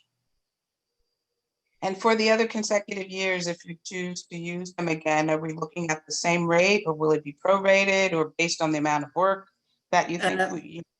We already made that as, we have to discuss that with purchasing before, and the requirement that we did, we put a certain percentage on it. So it will be the base year plus, I don't remember now what was the percentage, so I don't want to call it wrong. I don't know how much it was, but then it's a rate percentage that will apply to the base hourly rate that is on the contract. Yeah. So it's already fixed, they cannot change in the future. All right, so Darlene, and there's a rate table too for each of the different staff types. This particular surveyor I've worked with in my experience in Westchester, I did not sit on the panel. I believe the principal engineer, the 2 senior engineers, and our in-house land surveyor did sit on the panel, but it came down to 2 very reputable firms. And again, I've seen their survey work. They do exceptional job. But again, the panel did an excellent job at identifying, I think, the surveyor that's the best for the city. But yes, there is an escalation factor. I know Paul was trying to signify, is it, how much percentage, Paul, is the increase? I believe it was 3% per year. All right, for escalation. Okay. Also, an interesting factor about this farm is that they are using this very new technology for surveying that we do not have that kind of equipment in-house. So they're using kind of a scanning. So now they're able to scan everything that they're surveying already in 3D. So it is, there are pretty much no error comparing to the standard equipment. And on top of that, they can do on half of the time. So that's already some savings there. They're lean since we're paying them per hour. Thank you. Any other questions? Okay, seeing none, I'll put it up for a vote. All in favor? Darlene? George? Yes. Yes. Okay, seems it passes unanimously. Item number 11. Acknowledge the receipt of the request for the honorary naming of a portion of Water Street, intersection of Water Street and Raymond Street, to Fire Chief Anderson Drive. Would anyone like to move the item? Move it, Thank you. I'm sorry, who was that? Arlene. Thank you, Mrs. Young. Any discussion? So it's my understanding, I think that this has come before this committee or the city. I'm not sure how many times, but at least once before. I'm not sure if George, either anyone on DPW or council were part of that. Over 2 years. Over 2 years. I sent How are them, you? yes. How are you, Mrs. Anderson? Good evening, Um, everyone. I'm fine, thank you. So I think it's a great opportunity and time for us to consider doing this. And when you read all the things that Fire Chief Anderson has done in the city, and as a native of Norwalk, I think it's time for us to move forward with this. And as the next item states, hold a public hearing. Okay. I had one question, Mr. Chair. Just to confirm, this will be the same type of sign that was done for Officer Ramirez? Right, okay, that's great. Okay, thank you. Correct. May I say a few words? I'm sorry, who was that? Mrs. Anderson. Ms. Anderson, it's really not customary to allow during, but next, during the public hearing, you will have a chance to speak if you'd like. Okay. And today you did.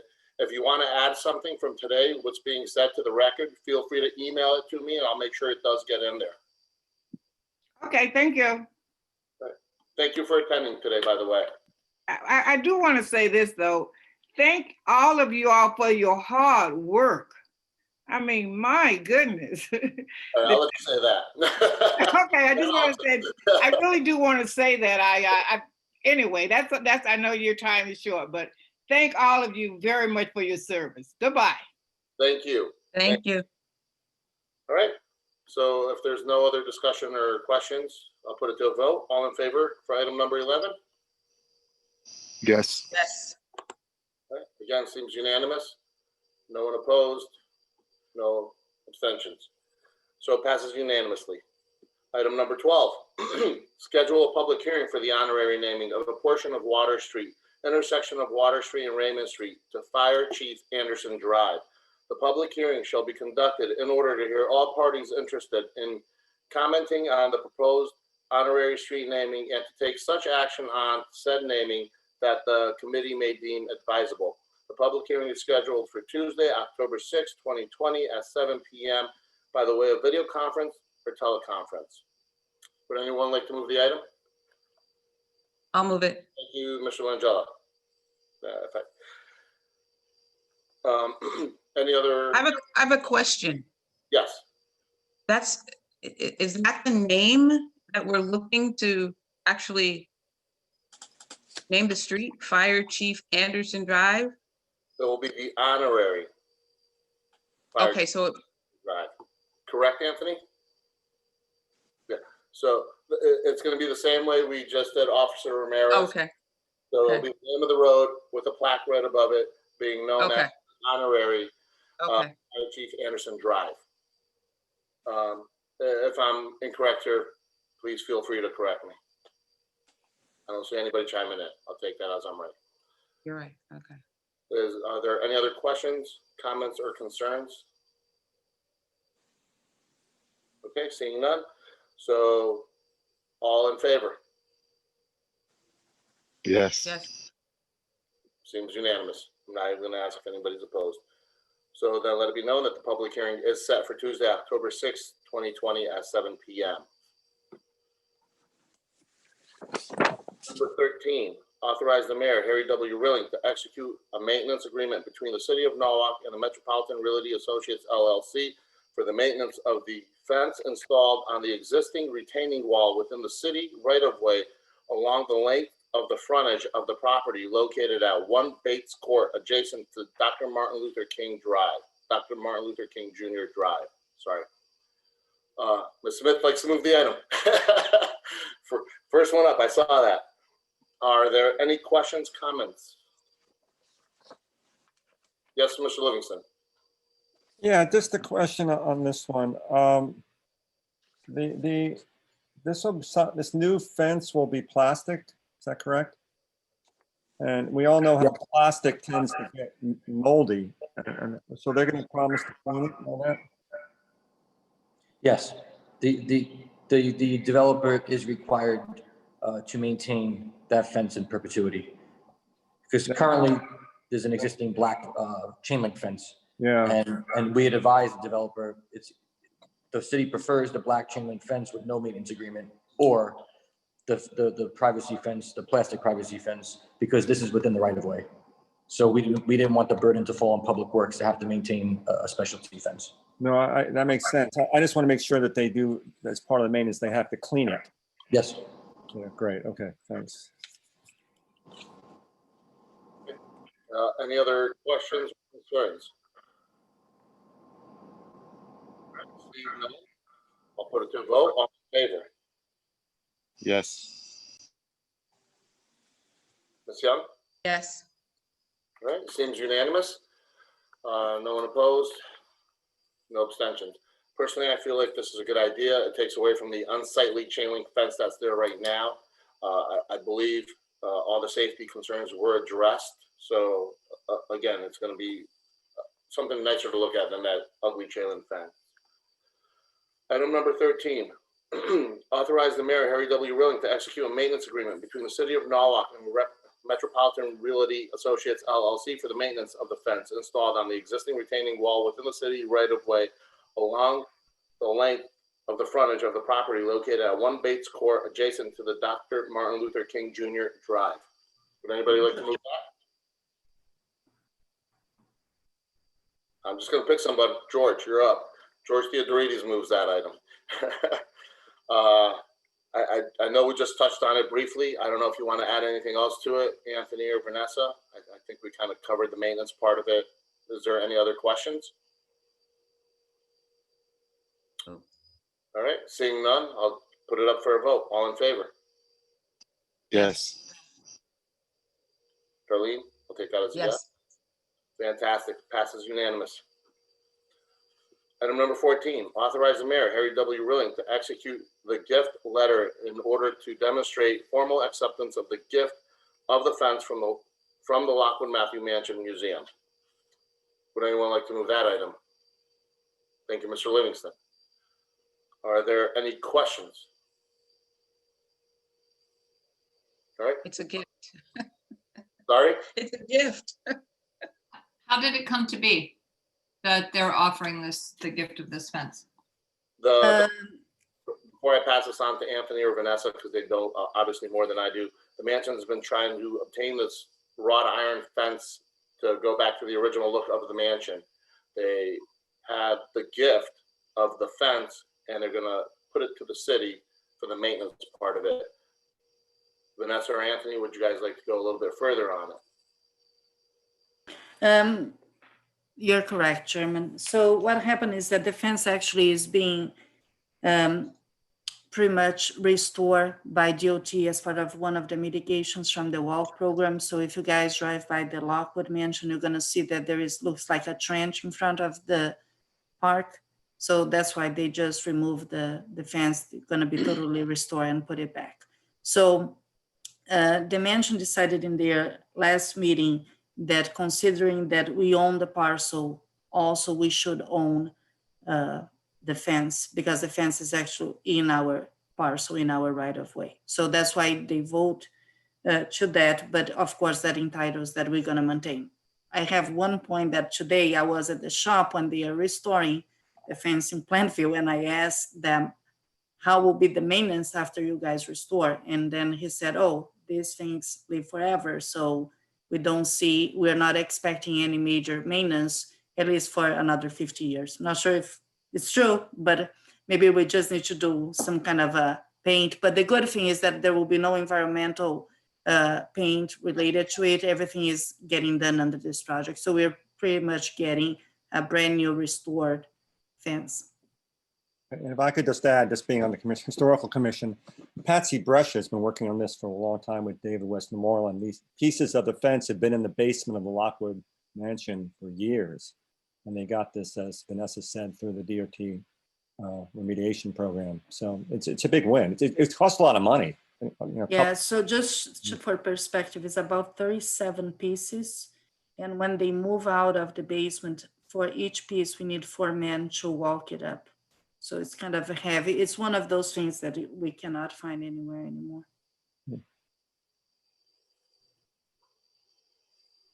Okay, any other questions? Seeing none, I'll put it up for a vote. All in favor? Yes. Yes. Seems unanimous. All right, and that concludes the agenda for tonight. Moving on to the informational and discussion part. Item number A, discussion. Number 1, project status, sediment removal contract update. Who would like to fill us in on that? Okay, Mr. Chairman, so this is the dredging at the 5 watercourses that we named in the past, which are Lloyd, Friendly Road, Lloyd, Hunter, June Court, and Keeley. We are 90% complete with Friendly Road drainage channel. We are moving on to the Lloyd Road drainage channel on or around the week of September 14th. And then following Lloyd, we will be completing Hunter's Lane. Again, this work is not weather dependent, so the contractor can work throughout the winter. I mean, obviously, if there's 24 inches of snow on the ground, they might have an issue, but barring less than blizzard conditions, the contractor can gainfully work throughout the winter. So we plan to have all 5 locations completed by winter, if not early spring of next year. All right, sounds good. Are there any questions? Seeing none. Move on to, oh, sorry, Mr. Keegan. Sorry, last second. Go on. Yeah, sorry, George. I just have one question for Anthony. Anthony, when I remember when I was on the Conservation Commission, this project eventually will extend all the way down to like Connecticut Avenue behind the shop right there. Is that correct? Which project, the sediment removal or the? Yeah, when the removal, because I remember, they had to come before us. And so my question would be, we heard a letter earlier from a family near Colonial Village. Will they be affected by this sediment removal? To be honest, Councilman, I don't know the answer to that. Vanessa or Paul, if you could chime in, if you know. If not, we can get back to you. I do believe, this is Drew, I do believe that is part of our Keeley area that we're working on. Thank you. And that is in response to Mr. and Mrs. Size being was read into the record earlier today, correct? Okay, so that's good to know. Hopefully they're watching, they see they are being considered. All right. Item 1B, Dreamy Hollow Drainage System Improvement Update. Okay, so this is the flood study that was prepared by Woodland and Curran Engineering, PAPC. They are currently advancing their 30% level documents, which was basically the flood study. Over the last few weeks, they've conducted field surveys, wetland delineation, and they are working with the engineering department feverishly to obtain record utility mapping, which they're going to basically combine, put on a map and a plan to advance their design from 30% to 100%.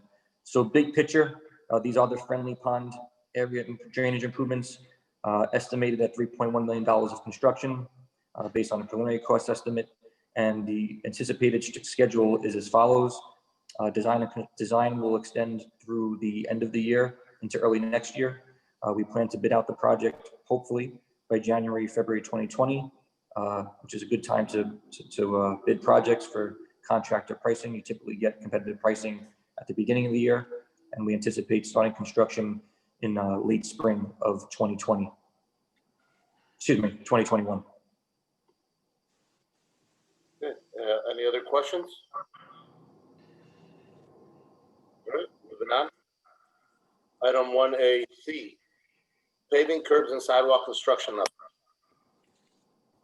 Who wants to take that one? Okay, Mr. Chairman, and Vanessa, Paul, Drew, feel free to chime in afterwards. So since we last spoke and provided the last update, we had about 9 center lane miles of roads paved. To date, we've paved approximately another 3 miles of center line. Again, the difference between a center line mile and a lane mile is the center line is right down the middle of the road, regardless if you have 2, 4, 6, 8 lanes. Lane miles are right in the middle of each lane. So your lane miles are always going to be larger than your center line miles. But for simplicity, again, drawing a line right down the middle of the road on a map, that's how we're measuring what we've done so far. So we were at 9, we've added another 3. And just to give you an idea of where we're working, we are paving South Main Street, Bell Avenue, Hemlock Place, Eli Avenue, and Laura Street. It's complete pending punch list items. Tomorrow, paving starts on 5th Street, Hawkins Avenue, and Cove Avenue, and that's from the dead end to 5th Street. That'll last approximately 2 to 3 days. We currently have a drainage crew on Green Hill Road, and then we'll be moving to Noah's Lane Extension and then possibly Cliffview Avenue. We do have milling, which will be scheduled in the next 2 to 3 weeks for Pine Hill Road, Island Drive, Shorehaven Road, and Gregory Court, and potentially the Van Zandt intersection.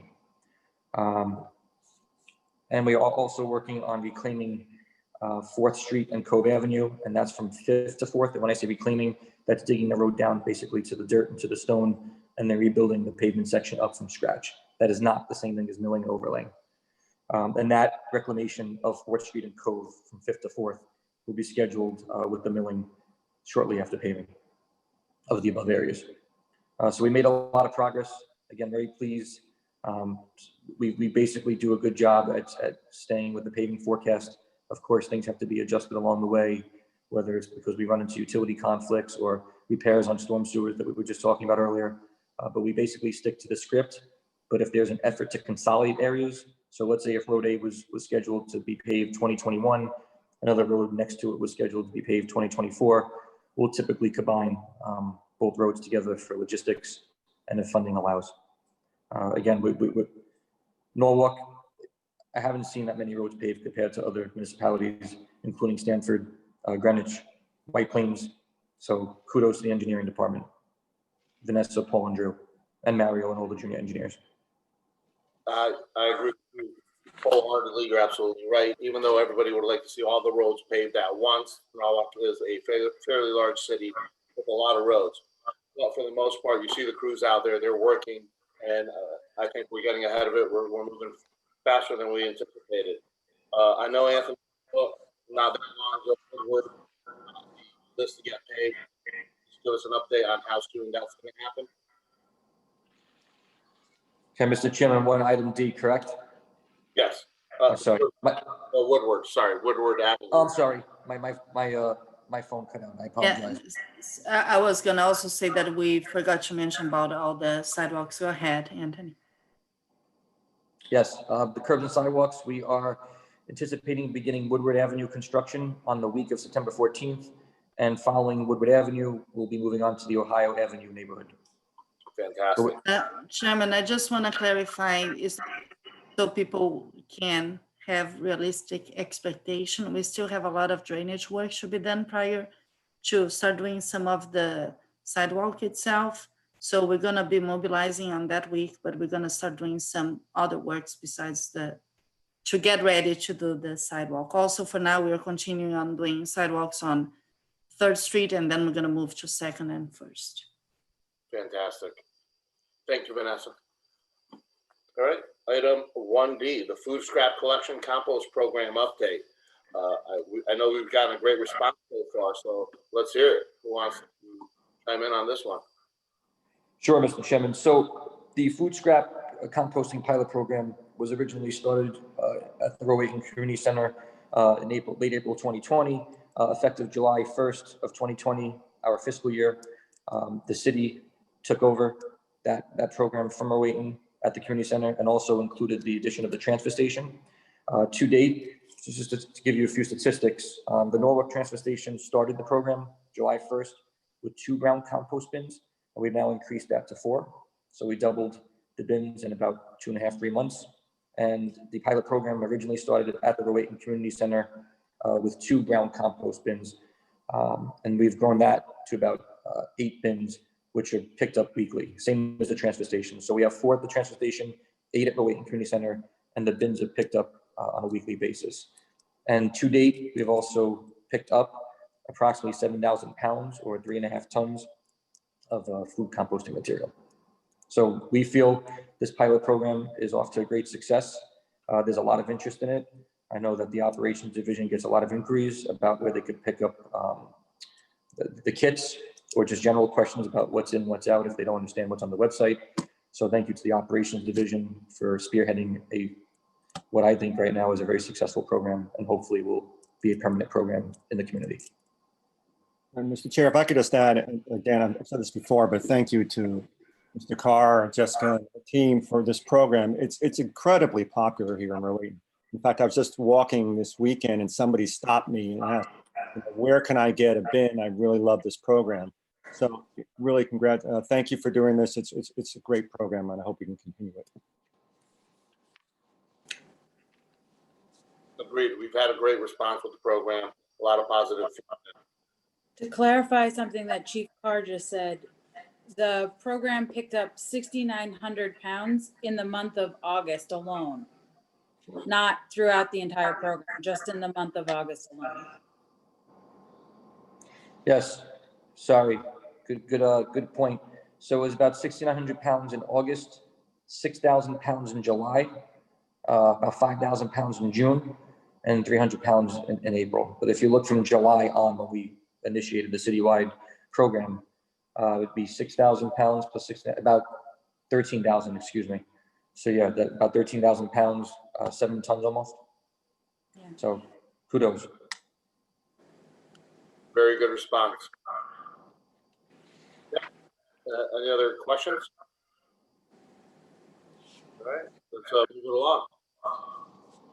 Item B, solid waste for July 2020. Yeah, Mr. Chairman, the trend that we're seeing now is the numbers for the curbside tonnage for the municipal solid waste and the recycling are starting to even out. And it was interesting to see the trends when COVID-19 pandemic first impacted the community. Those numbers were almost double, and everybody was cleaning out the garages, the basements, yard work, etc. So it seems that things are trending in a better direction, and there's definitely less solid waste. And it's good to see the solid waste and recycling balanced, but those numbers both have dropped since we had these discussions in March and April. Great. Any other questions? Not on that. Is there anything else on the agenda? I wanted to just kind of know what the impact was the last couple of storms on DPW and staff. That's actually a very good question. Thank you, Ms. Young.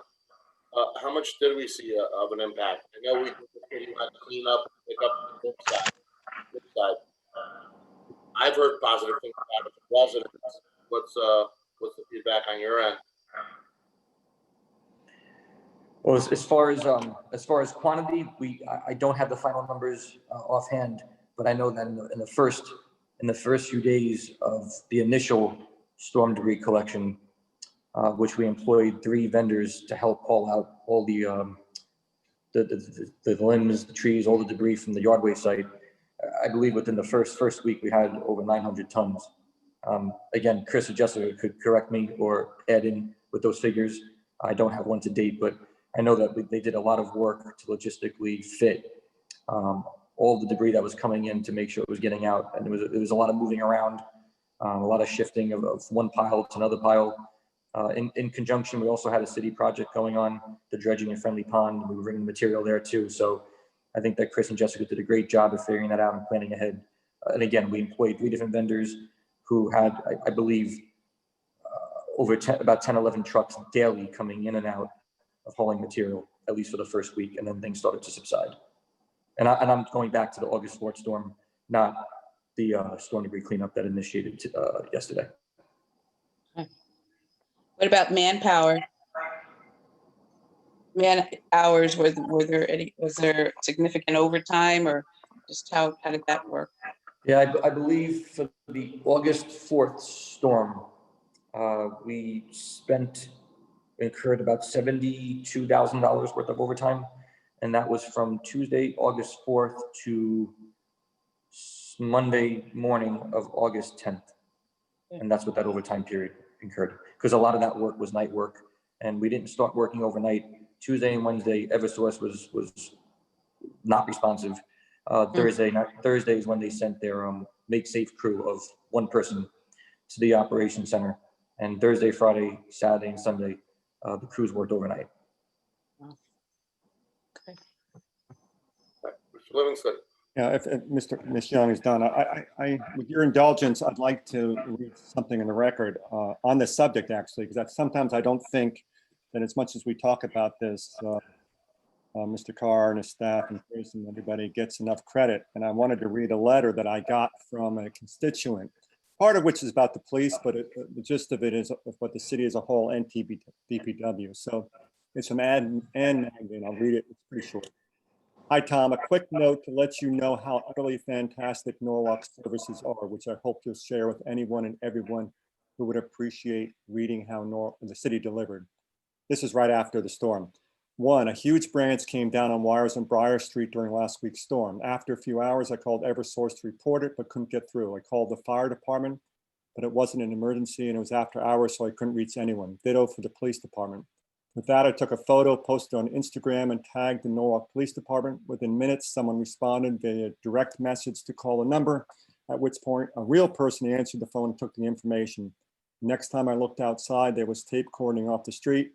Their responsiveness via Instagram, no less, was so impressive. If only everyone delivered that level of service. And it goes on. Wait, there's more. 2, a DPW crew was cleaning up storm debris on Briar Street yesterday morning. I called the department and asked if they could clean up a tree that had partially fallen in our driveway, as the tree was located on a paper street between our house and our neighbors. The woman who promptly answered the phone said she'd contact the foreman. When I went outside an hour later, the tree was gone. No hassle, no questions, no please call back, no, just wow. I left a message of thanks too. These 2 examples restored my faith that city government does work, and I'm grateful to be living somewhere that really delivers. Best, Ann. So I just thought it's really important from time to time that Anthony and his crew know how much they're appreciated. I know I do. I know others in the committee do, and the council. And thank you all. And you deserve it. Same here. That I've got nothing but great things to say. Everybody has been so very responsive to all my crazy questions and sometimes, and I appreciate all the hard work and dedication from your department and other departments in City Hall for the city. So thank you. You're very welcome. Same here. Just, ditto what's already been said. Just really, really thank you so much for all of your hard work. We notice it. Yeah, same as well.